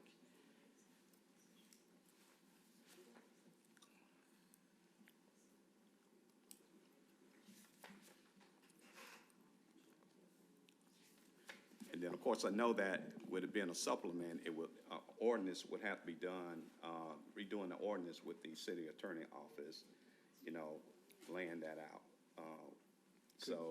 Could I offer an interjection for you? Okay. Could I ask, I guess, Pam, would you be able to help us with the percentages of her pay? They're currently attached to the DA, is that right? No. No, it's Could you judges. clarify that for council?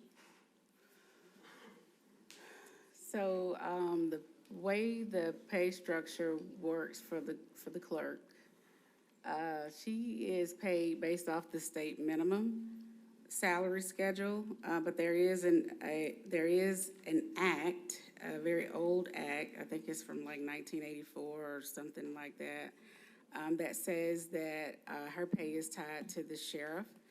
So in terms of the base pay, the sheriff's base pay is based off of this state minimum. And so the clerk receives the same base pay as the sheriff. And what is that the sheriff receives right now? His base pay? His base pay, give me just a moment.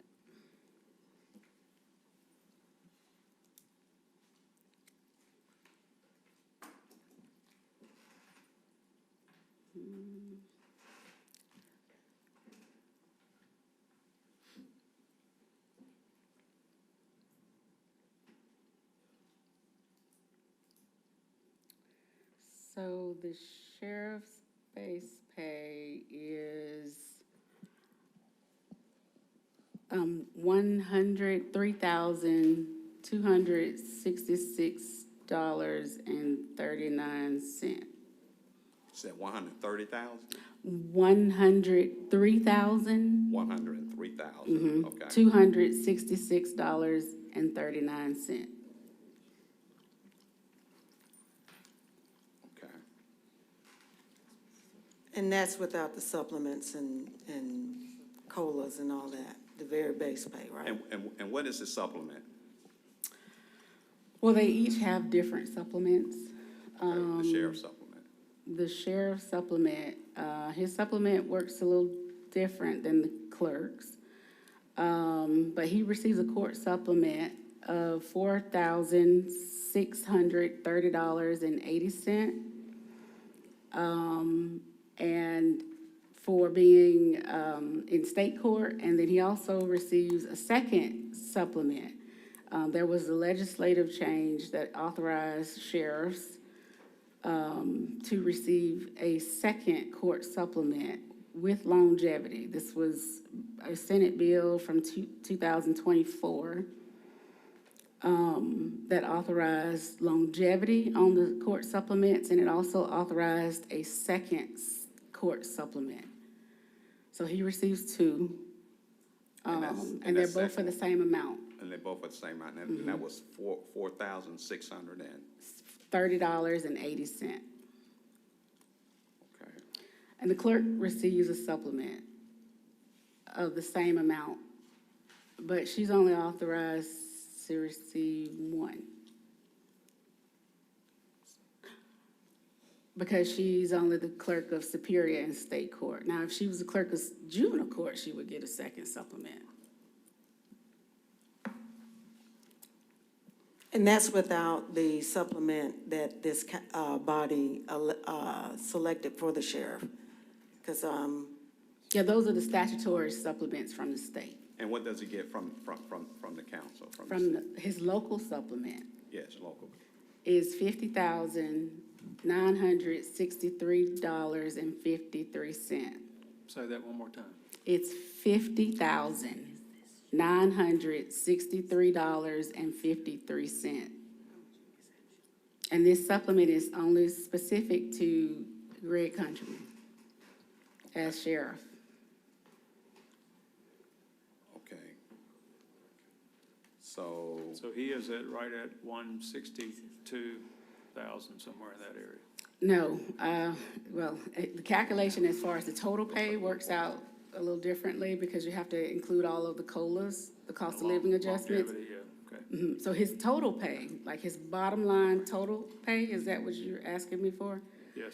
Is $184,248.53. Okay, and what percentage of his salary is the clerk's? It's not based on a percentage. Okay, what's it based on? She just receives the same base pay as the sheriff, and then she receives her own supplement, her own longevity, and her own COLAs. Okay, and clarify for us, when someone is newly elected, so, it's my understanding that their salary, they start at the bottom of the lower end of the scale, pay scale for that office. Is that correct? No, not for an elected official. For an elected official, their pay is determined based on the pay structure, either for the state or if there's some sort of local act that's in place. But whatever the pay structure is, it has to be whatever's most beneficial to the elected official. So, but no, they don't start with what the previous person was making. That's what I was trying to ask. Yes, they don't start with what the previous person was making. It is based off of when they're elected or appointed, what the population is in terms of the census as of their elected. There's a formula that generates what that number is. There he is. So it's not, So not ACCG, anything against you, it's just the way the process is. We didn't do that. yeah, ACC. When you were elected and you took over that office, that's the process. Yeah, I'm aware, and the, Well, it the, wasn't, it was sort of a criticism on us, and we didn't no, have anything to not, do with I it. was informing city council. Well, I just actually, wanted to yeah. clarify. criticism on I just me, wanted to clarify.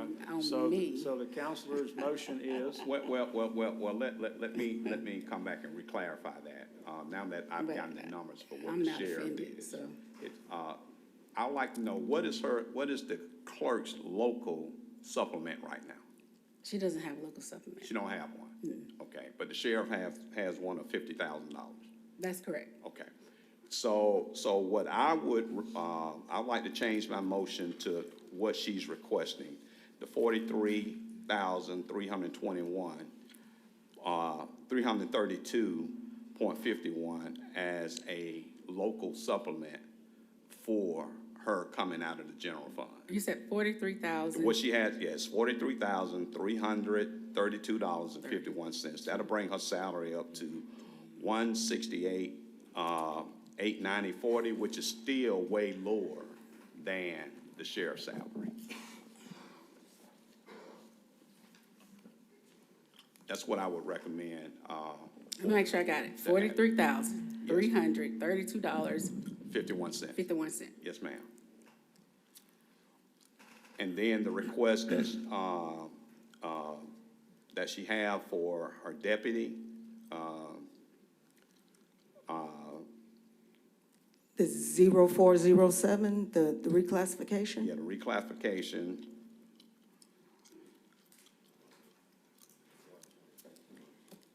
Yeah, 126 to 129. And also tied to my salary would be my chief's, the primary chief. He's the statutory replacement for me. If something were to happen to me, he also served when I was going through the breast cancer treatments. I would like for him to get at least 90% of my salary and tie his salary, because according to the 1984 Act, his salary set in that act was at $30,000. Of course, he has incurred a little bit more or more than that, but I would like to request that he receive 90% of my salary. Okay, and according to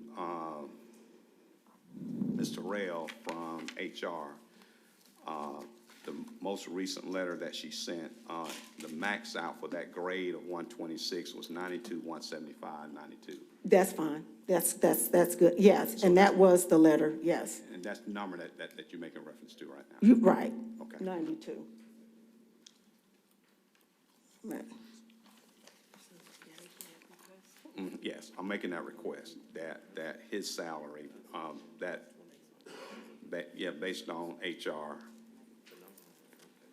the May 8th letter that she received, be at 175.92, Madam Director. Okay. Finance Director. Okay.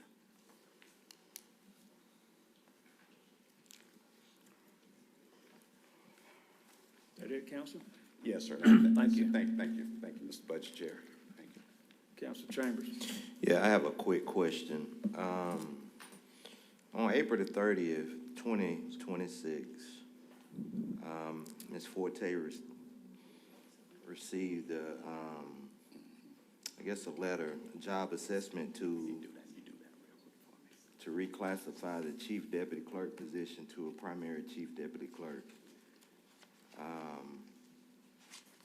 to a pay grade of 129. And that was April the 30th of 2026. And then May the 8th, 2026, the same position was reclassified back down to a 126 by Evergreen. So I'm trying to figure out, I mean, what transpired? What happened? I mean, why would it go from a 129? It was reclassified to a 129. Well, I think there was some issue with the letters that went out prematurely the first time. I don't think that it was a situation where, the position was, technically reclassified. There were, it wasn't just the clerk, it was a couple others, that required correction.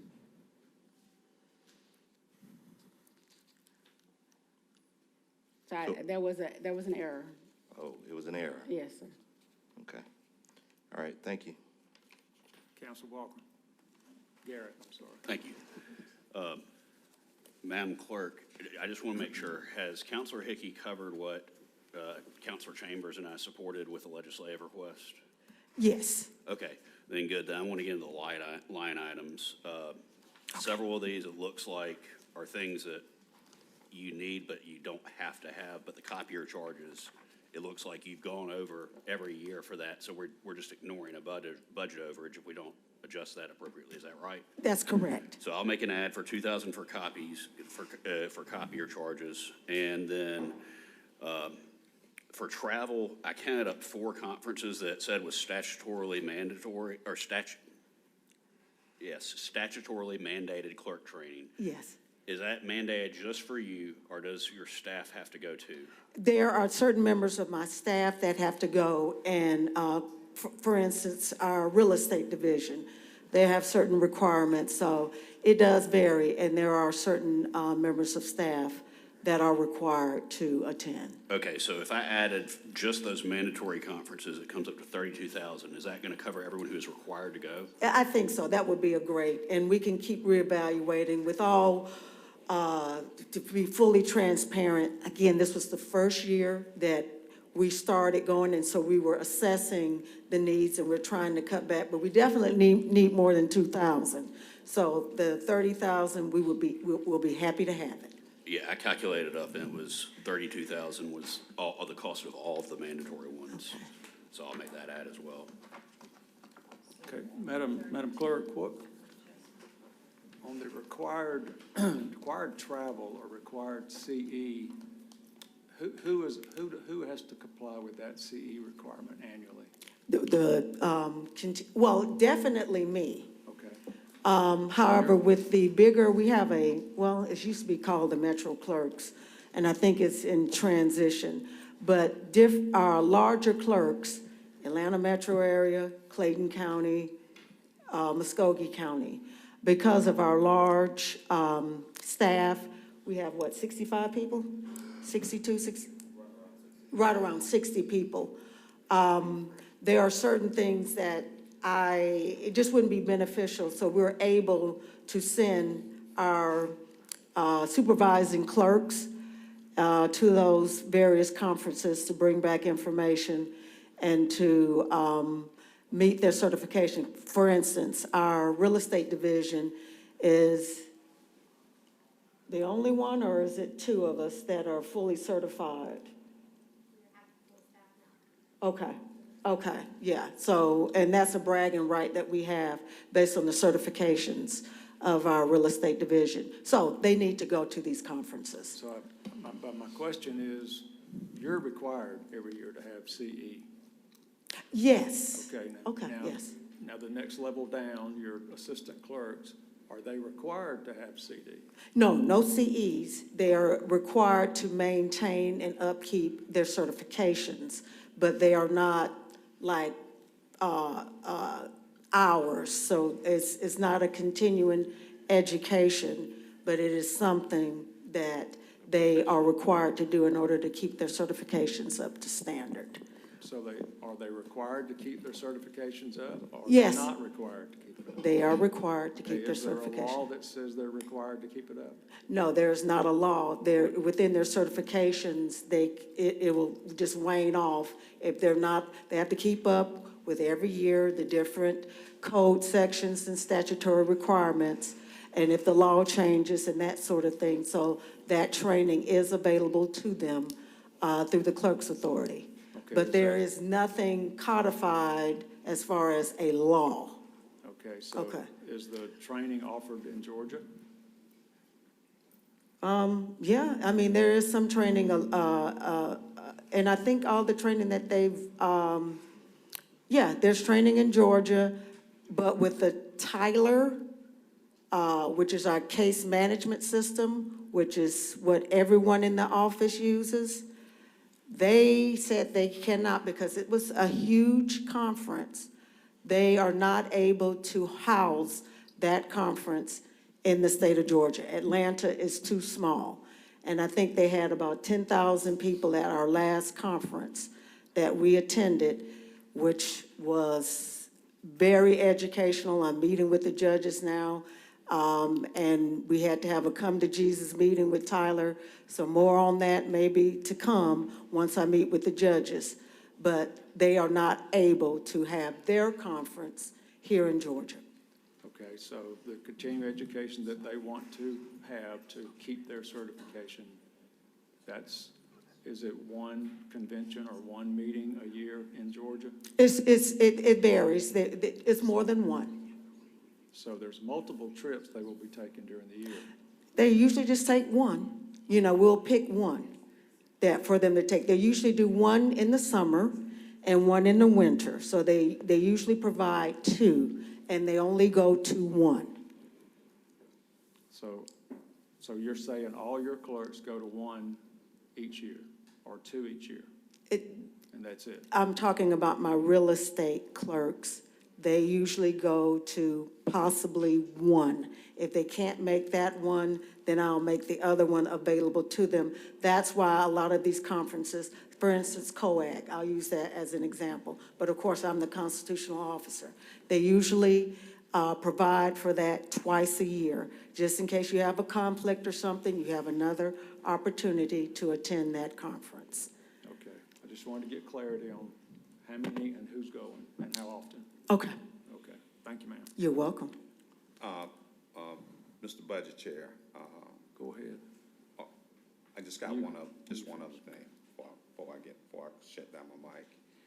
Just want to just make sure that we also, I don't think I covered the request adjustment for one of the other employees in the amount of $9,586.99 that she had put in for one of the other employees without naming that employee. So, and I guess that would just come in the form of just a pay increase for that employee. That's a reclassification too. That's the reclassification. Yes. For that employee.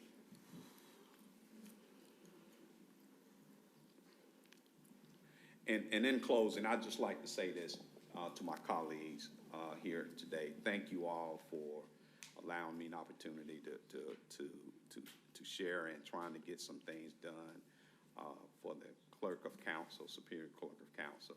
And I think it's very important that we remember that, you know, what we always want to do up here is be fair across the board with everybody.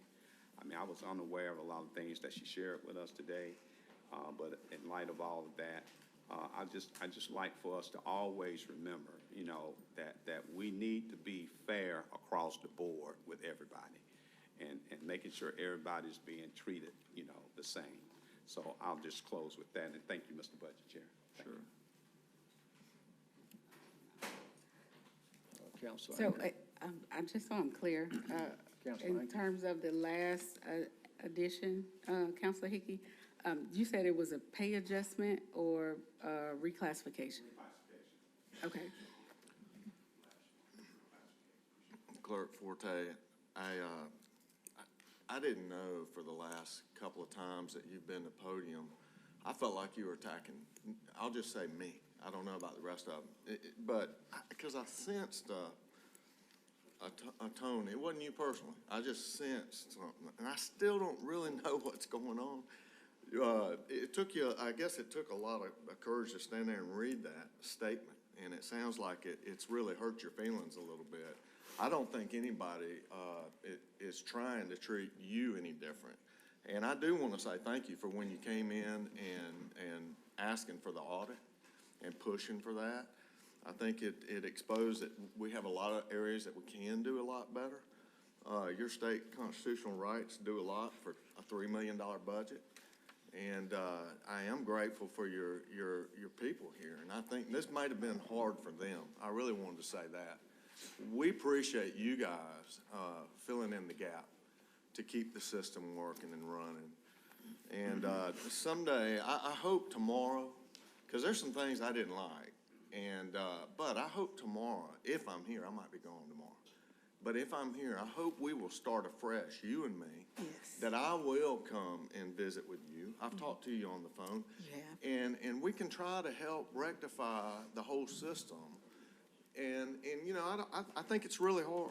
It's hard for maybe the administrative staff. It's hard for council. Right. It's hard for your team. But man, there was a disconnect until I still don't know where it is. Okay. But I think over time we're going to get over it. I did want to go back to this presentation, and it said that, you know, you wanted $4 million for contractual services, of which we're not really talking about right now, other than maybe IT has some funds they can help us with. But Right. The new judicial center doesn't have space for you? That's surprising to me. Yeah, it does not. I mean, we built a nice new one. Right. Did the architects not meet with you? Did they not ask? Did you not scream loud enough? We've repeated and repeated and repeated, and it, for lack of a better word, and I hope, because I don't want to come off as angry. I really don't. So I apologize for that. I apologize. You know, sometimes I guess I need to adjust my face from time to time, but I think our request just kind of fell on deaf ears, Counselor. And so, Request for what? Space? for the space I mean, we have and a the lot more complaints. space than we did 8 years ago when you were here. Square footage, buildings. But our office space and what's been allocated for us, for our records, and, okay, and by way of example, you saw the books, here are the books right here, and you saw Where our. are you going to keep those books now? Well, Because we're not well- getting microfiche right now. Yeah, well, So, just to explain, as Clerk Forte mentioned, with some of the books that we had up here earlier, Tanya, will you grab that one particular grantor book?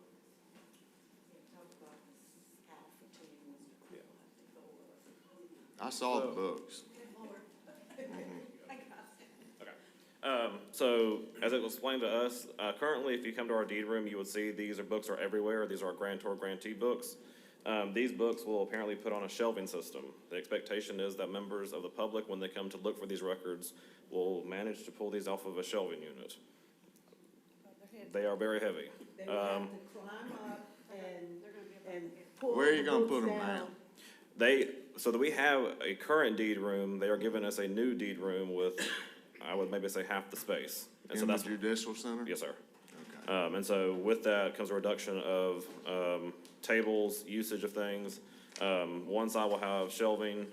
In a recent meeting, or it's been a couple months at least, they literally posed a question to myself about certain cabinets, and they just asked me the question, where are these gonna go? And I posed it back to them to say they were supposed to go in the same area.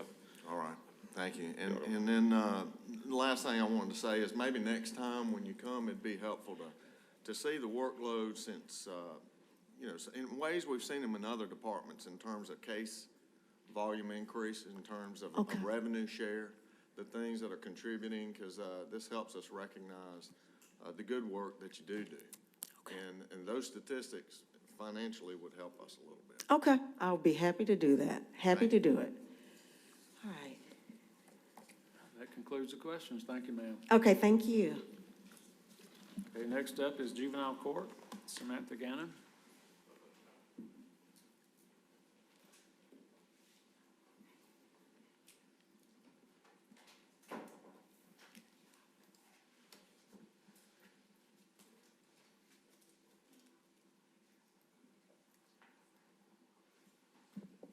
Good morning.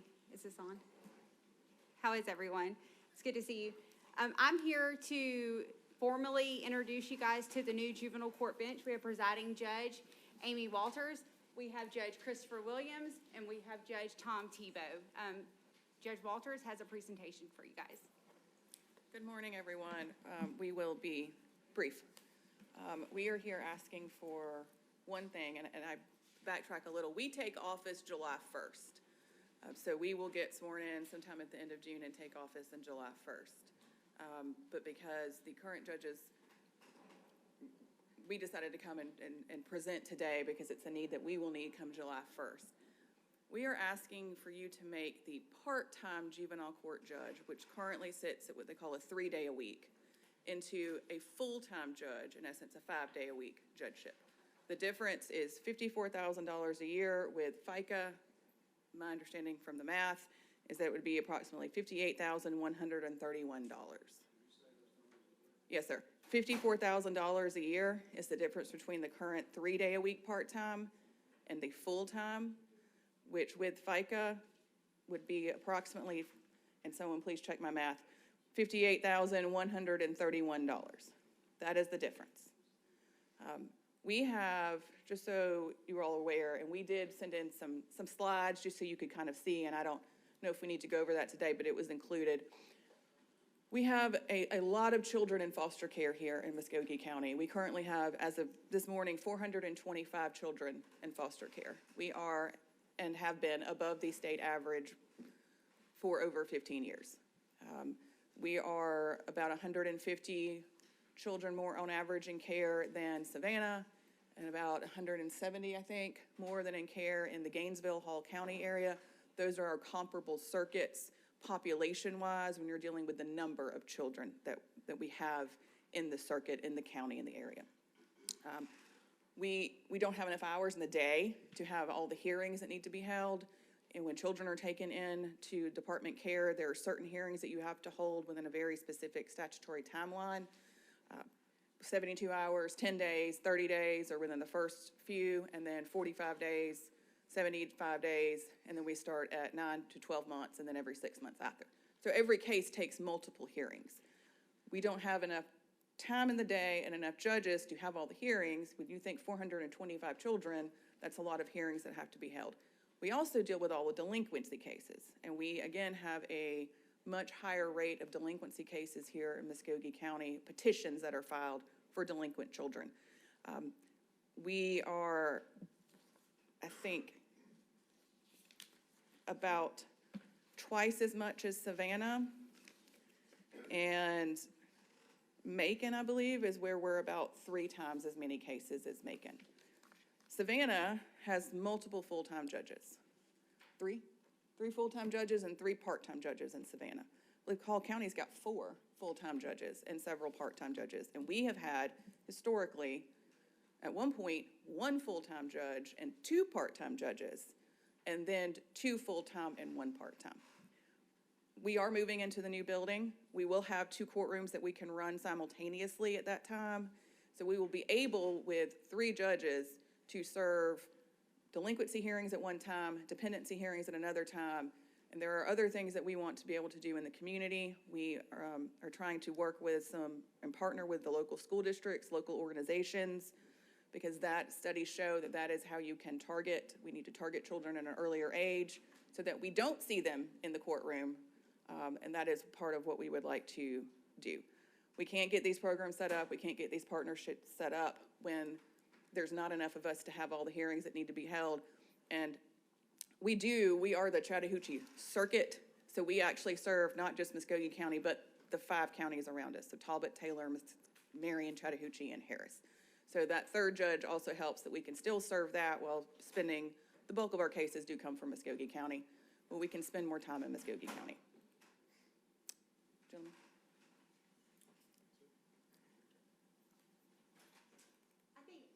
The only thing I want to add is that this was a request that Pam knows we were going to come and make with the outgoing judicial bench as well. So this isn't something new for the incoming judges. This was going to be a request that was going to come from the current bench as well. And weren't they going to ask for 3.5? They were. Actually, they were going to ask for 3.5. They were going to ask for 3 full-time and a part-time. We are trying to be financially responsible coming in the door. So we are asking for, because it's our first time here, we are asking for just 3 full-time at this point. I just want to add one thing. I hate Councilor Davis stepped out for this, but we are committed to being able to show you the progress that we'll make when you give us more funds and more resources, we will be able to report back to you on how that reduced the caseload and how that affected the numbers of kids that we have in care. So we look forward to having that accountability with council, with the public. We probably can give you more statistics than you're going to want to have. But I was glad he brought that up earlier because that's something that we're committed to doing. Okay, Counselor Walker, Garrett? I'll make the ad $58,131, and I'd encourage my colleagues to support the request. As y'all know, jail is going to be very, very expensive. Juvenile court is where we can help prevent crime, prevent that prison pipeline that hurts our economy, and this is an investment that'll pay returns for us. We do need to get the backlog moving. We need more judges there to full-time to actively work on the foster care system too. Thank you. Thank you, sir. If there are no further questions, we appreciate y'all being here. Thank you so much. Congratulations on your new appointment. Thank you so much. Okay, next on the agenda is Alan Minton, the Facilities and Maintenance. Good morning, sir. Hey, good morning. Let me say, I appreciate the job you do. It seems like you're everywhere. I seem to be everywhere. Yes, sir. I understand you've got a rather lengthy update. I do, yes, sir. Remember, but I see it. You're going to come back to council at a later date and complete that, or what? So what I have is I actually have a handout that Danielle's handing out that kind of goes over that plan, because like you said, this is kind of putting the cart before the horse to come up and, ask for this budget without presenting this plan. So I was able to print that, and we can talk about that during this session.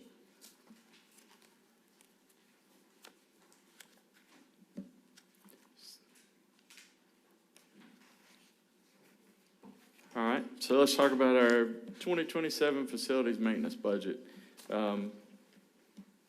So these are the departments that we take care of, and everybody knows the main buildings, but we have roughly about 646 structures kind of out in the wild. That could be a dugout, it could be ball field lights, it could be a number of things that we have to take care of along with our main buildings.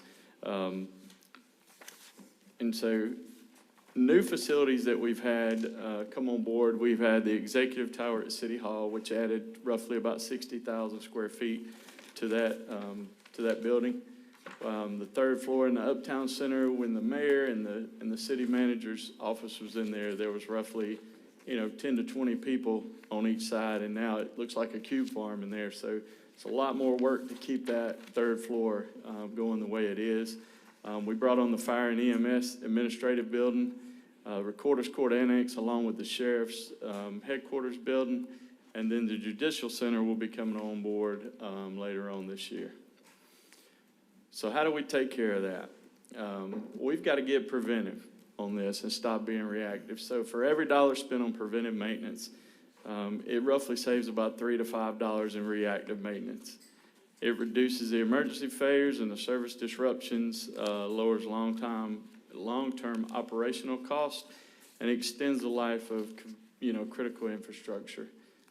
Eliminates extended downtime between repairs and improves the operational efficiency on those. And so I'm going to pause on this one, and this is where we're going to go to that presentation, to the printout. So how do we make the facilities department grow and do what we need it to do? So we've got to build a stronger workforce. We've got to get self-sufficient and get away from using the subcontractors that we use. We've got to emphasize on recruiting, developing, and retaining our talent. We have actually seen a surge in having people apply for the jobs, which we had a very low for the last couple of years. We now can bring them on board, and then somebody out in the public steals them as a trade. So we've got to be able to retain those as well. And we've, like I said, got to transition from being reactive to a more proactive approach. And, establish routine inspections, schedule maintenance tasks, and facility condition assessments, which we are working on updating. I believe the last one was in 2018. So my guys have been working on kind of going through the facilities and seeing, you know, what shape they are, putting a grade on them, and then we can prioritize, you know, how we move forward with those. And then our program objectives on our printout. We reduce emergency repairs and reactive maintenance calls. We, like I said, extend the life expectancy on city-owned buildings and equipment. We improve the safety, regulatory compliance across facilities by improving, you know, facility reliability and operational readiness. Reduces long-term maintenance and capital replacement costs. Those surprise costs are what kills our budget. And in the past, we just haven't done a good job of seeing when those equipments, you know, maintaining them to where we know kind of what shape they're in and when they may fail. This will also improve budgeting and planning. And so how do we do that? We develop the standardized PM checklist. We schedule and track inspections and maintenance activities. So we now use the 311 Q alert system to, I guess, receive work orders. It is a requester side of that software. It's not a true work order, you know, work order system, flow-through system. So it does have a few checks and balances, but we're unable to go in and say we spent, you know, this amount of money at this facility at that time, and we had 22 work orders or 200 work orders at that facility. It's very, it's only one piece to that. And they do have a work order system that ties to that piece. And so, you know, we need to use that work order system. We need to track the efficiencies and repair history. So if we have buildings that are continuously having issues, we need to be able to track that. And we're just not able to do that with the software that we have at this moment. And then continuous evaluation and PM procedures. I think that's going to eliminate a lot of the surprise costs that we have. So our PM program scope on our handout is the structure. So we're going to look at the roof systems, the interior and exterior components of the buildings, the HVAC systems, the electrical systems, the plumbing systems, ADA compliance, life safety systems, and the grounds and exterior for safety as well. And the preventive maintenance structure on that handout is monthly inspections for operational checks, quarterly preventive maintenance inspections and servicing. We're going to do annual condition assessment, comprehensive inspections, document the deficiencies, repairs, and corrective actions. We're going to prioritize the repairs based on safety, occupational impact, and condition. And right now, we have to do that manually. So I'm hoping that a maintenance software would automate some of this. You can set those to generate when the PM schedules occur, and it would show up just like a work order if somebody put that in the system. So those things don't get, you know, overlooked. So if you look to the structural preventive maintenance, this is just a 10,000 square foot view. I have a more detailed, you know, list that we go by, but we're going to inspect the building, the envelopes, and the roofing systems, as I said. We're going to inspect the doors, windows, exterior opens, foundations, walls, ceilings, and floors. Monitor and look for any kind of moisture that's getting in, because that truly is what kills our buildings, is any time moisture gets into them. And then we're going to do routine inspections of stairs, railings, and all the safety components. We switch to the ADA compliance and safety. We have to make sure our parking lots are accessible. We got to make sure the automated doors are working as they should. The buttons to open those doors function as they need to. Handrails, signage, and safety lighting are all in place and working as they should. Correct any trip hazards that we have outside the building, and of course document all these concerns so we can have them on file. Mr. Minton, can I interrupt you for just 1 second? Oh, I'm sorry. I'm over here. I'm sorry. So before you go any further, let's go back to the work order system. Okay. Because what you're saying, what you want to do, and this routine maintenance, it can't be done efficiently and effectively without the proper work order system. And are you saying that you do not have one? So we don't truly have a work order system. We use the 311 software that 311 uses as well. It is actually, the side that's used is a requester software. So it allows anyone that has access to the internet to be able to go on and log a work order type issue or maintenance need, along with any other thing that they see in the city. So I'm sorry. But with this system, can you track expenses? Can you track does it follow through on where you are in it? You're out for bid, you've scheduled in, does it do that? No, ma'am, it does not do that. So basically what it does is once that work order is created, it puts a 2-week, I think they're set at 2 weeks. So it puts a 2-week time on that work order was completed. It now has 2 weeks to either be placed on hold or closed by my department. If that doesn't happen, then it rolls to me for 2 weeks. And then I have the opportunity to do that before it rolls up, and it keeps rolling up. So that's really about all that software will do as far as being able to track, any work order. Have you looked into other work order systems? Or have we talked to IT about updating this system so that it can track expenditures and can track, the steps where it's falling in the process? Yes, ma'am. We have, these are basically web-based programs. So I did get with IT about, and let them know in my budget that we would be asking for this software, and just, making sure when we got to that point that they would be involved, so make sure it can, sit on our network and have no issues with them as well.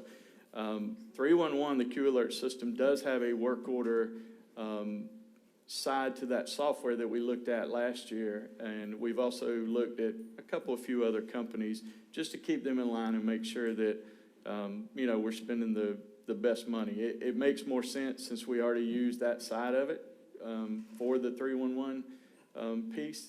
But there are some other softwares out there that have just different features and different, things that we may need. So we've looked at it. I've talked with 3 different companies. We've done demos on them. So, yes, I have been looking at them.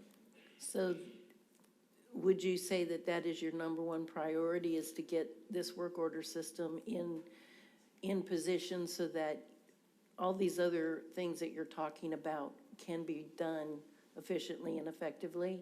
Yes, ma'am. I believe it's on the top of my list. It is.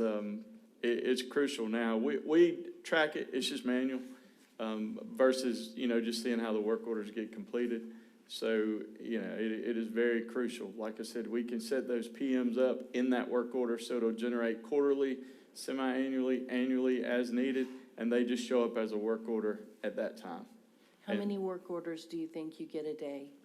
So last year, we actually had 2 work order systems. I don't know if you remember, there was an older system that we closed last year.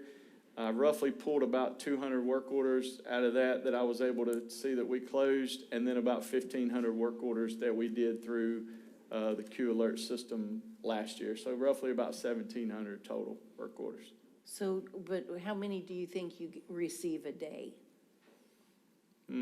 I don't want to jinx myself, because sometimes the days are light, and I mean, like this morning, I've probably received maybe 20, back there, and some days you don't receive that many, and then the very next day you receive 50 to 100. It just, like the fire department, they have one person that puts those work orders in, so you may not receive a fire department work order for a good while, and then all of a sudden, the list is that long. And the jail seems to be the same way.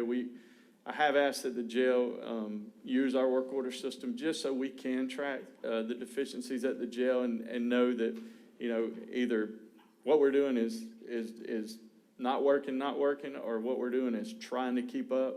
And so sometimes I know they get a little busy, and I'll get, 100 work orders from the jail in one time. So it's hard to say. It just comes in spurts. Okay. Okay. I'll keep this on for Mr. Director, what is your ask of council? I'm sorry? What is your ask of council? So my ask of council would be to approve, I think the maintenance software, all of them that I looked at are roughly around $40,000. And that's my ask for that software. The software to do what now? $40,000 is what 40,000 for what kind software of for a maintenance, work order software. Work order software. Yes. Okay.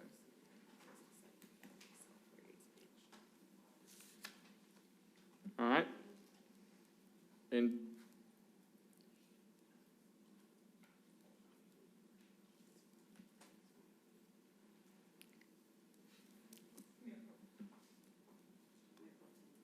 Hold on just a minute. Hold on.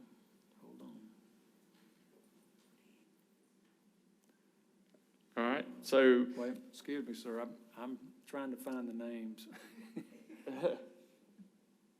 I think that's you. Okay, yes, thank you. I'm going to ask Danielle if she will just say a little bit more about the system and what it actually can do in terms of the 311 system.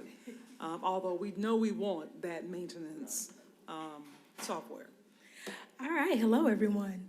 So currently, the system that Alan is actually using is the 311 system. It is a request system. So what he is trying to do is go to the work order system that will tie to our system. So when a citizen or an employee puts a work order in, he will then be able to track the equipment that he uses on it, the building that it's done in. He'll be able to do the reports, like I will provide you guys with reports. He'll be able to pull those same reports with the buildings, be able to keep up with the cost, so all of the things that you're asking for will all tie together from the beginning. I'm sorry.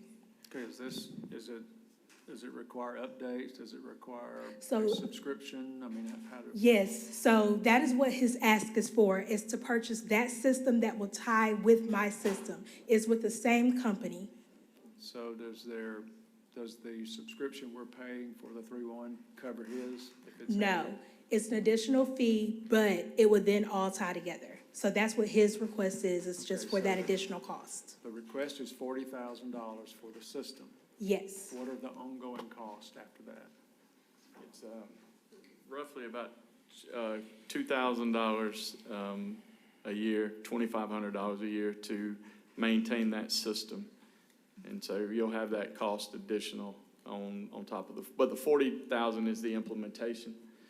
And so, just to set it all up, the requester side is still gonna come in as a request, but then in my office, we would then take that, kind of like 311 does at that point, and then we have to manually turn that into a work order. Well, it will automatically flip it, but we have to put the input in to it. First of all, just make sure it comes to the right department. We get a lot of work orders that don't have anything to do with facilities, so to speak. And I don't like to be the one to say, hey, this is not a facilities thing. I always try to pass it to the correct person, and get it to where it needs to be, because I know that's very aggravating for a citizen to put a work order in and then it get closed on them because nothing happened. It was just in the wrong spot. But hopefully we can eliminate a lot of that because the requester side is free. You don't have to have a license. You can still have it tied through the 311 system. Anybody can request a work order, but then those work orders would come to someone in my office who would look at it and say, okay, this is an electrical issue and it needs to go to our electricians, but it only needs to go to our field electricians because, as you know, we have electricians that are stationed at City Hall and we have electricians that are stationed at the Government Center. So right now, everybody gets that work order. And my new guys, if they don't know that we have people that are stationed at the Government Center, then they call me and say, hey, boss, I'm at the Government Center, and I can't figure out where. I say, you're not supposed to be at the Government Center, but, we have no way to separate those work orders from who gets them. So the electricians get all the plumbing work orders at the moment. Plumbers get all we basically just everybody on our team. So a lot of times it's very, very crazy to go two people try to catch the same work order if they don't talk on the phone. And we run into that a lot. So just to clarify, $40,000 for the system, that includes implementation. Mm-hmm. And then there's an ongoing 2,000 annually for subscription to that system. That's correct. Does that yes. include It does. updates and all It in- that? Yes, sir, it All in includes. the 2,000? It does. Yes, Okay, sir. Counselor Chambers. I'm sorry.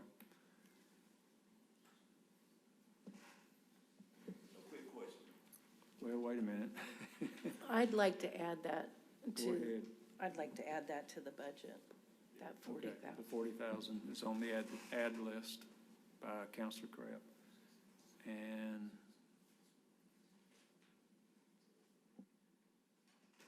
Yes, this is more informational. How many employees do you have?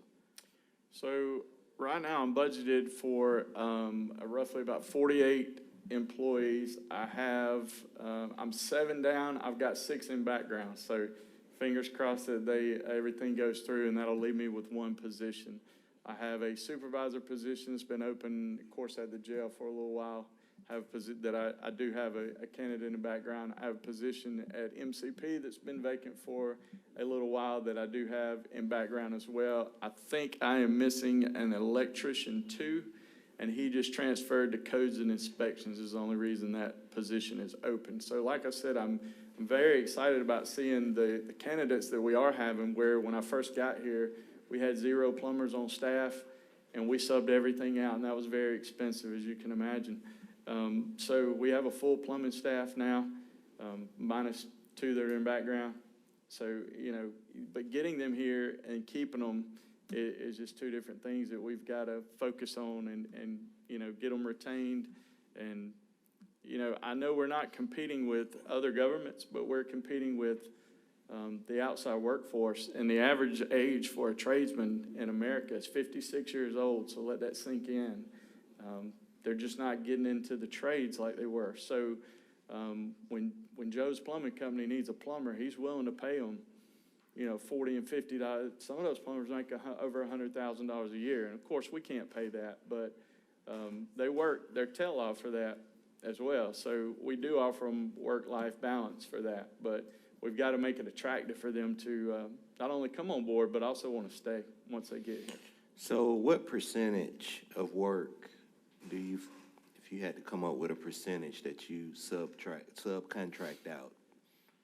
So if I had to come up with a percentage, I'd probably say right now maybe 20 to 30%. We do not have an irrigation tech, so our irrigation is subbed out. They alone take care of our fountains as well. We have 12 throughout the city. So those techs, I think we asked for that last year's budget and didn't receive the irrigation techs.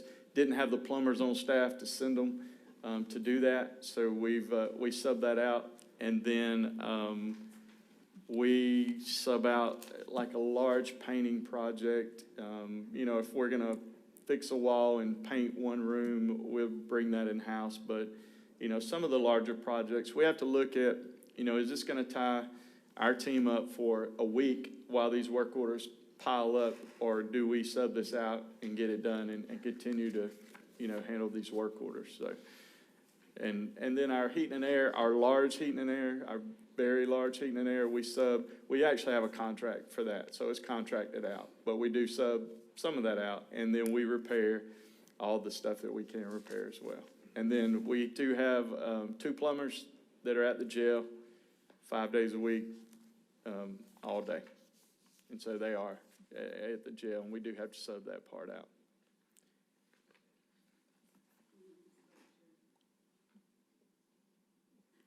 Just as a point of clarification, Councilor Crabb, the 40,000 is actually in IT's budget. It's already in IT's budget. Mm-hmm. That's good to know. Yes. Okay. All right, Thank you for being here. Getting back to our handout, and I promise I won't kill us too much. The preventive maintenance for the HVAC is just routine belts, filters, things like that, just lubricating them, cleaning the ductwork, making sure everything works as it should.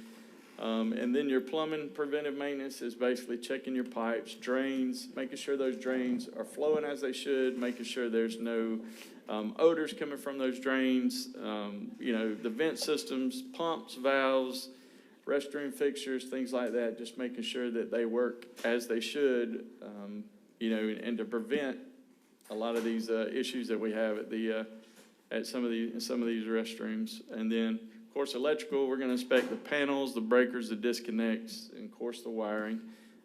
Test for emergency lighting and backup power systems. Inspect transformers, motors, electrical equipment, things like that, and do an infrared inspection where applicable, so we can detect the heat sources and hopefully repair issues before they turn into fires and things like that. And then routine testing and maintenance of generators and transfer switches and things like that. So on the next page, the preventive maintenance checklist, I believe Angelica emailed that to everybody. It's about 40 pages, so it's a very, very detailed document of how we do preventive maintenance on these. And we've already put this in place in Metro. We've been doing their preventive maintenance for roughly about a year for a program that was mandated by the state. So we use the same things at Metro as well that we hope to transition into our other facilities. So in conclusion on this handout, you know, we've got to have a preventive maintenance program. And the facilities maintenance program, you know, it's got to be proactive instead of reactive. And we just need the continued support from council so we can move, you know, forward on putting this program in place. So moving back to our slide presentation, we've already talked about that. This is kind of the preventive checklist. Like I said, there's 38 pages in there that roughly give you the facility name, and there's all the tasks that, like I said, this is a very manual type setup that we do now. All this can be automated with the maintenance software request. So what do we need as far as staffing? Right now, we need 8 custodians. If you guys know that we normally clean with the inmate staff and the inmate crews that come around, and we're no longer able to bring the inmates into the newer buildings as they came online. So it's left us a little short-handed. Also with inmates, they have to have certain cards that will allow them to work with us, and we're not finding a lot of them have those cards. So we're unable, sometimes we show up where we should get, you know, 4 to 6 inmates, and we get 2 inmates for the day. So, you know, that leaves us short-staffed when we go out to clean. And so some of these will go to the Judicial Center as it comes online. If we need to look at 4 of those positions, maybe at a mid-year budget, you know, I'm okay with that. But the other ones at City Hall right now, we have 1 person in the executive tower side, which is 60,000 square feet.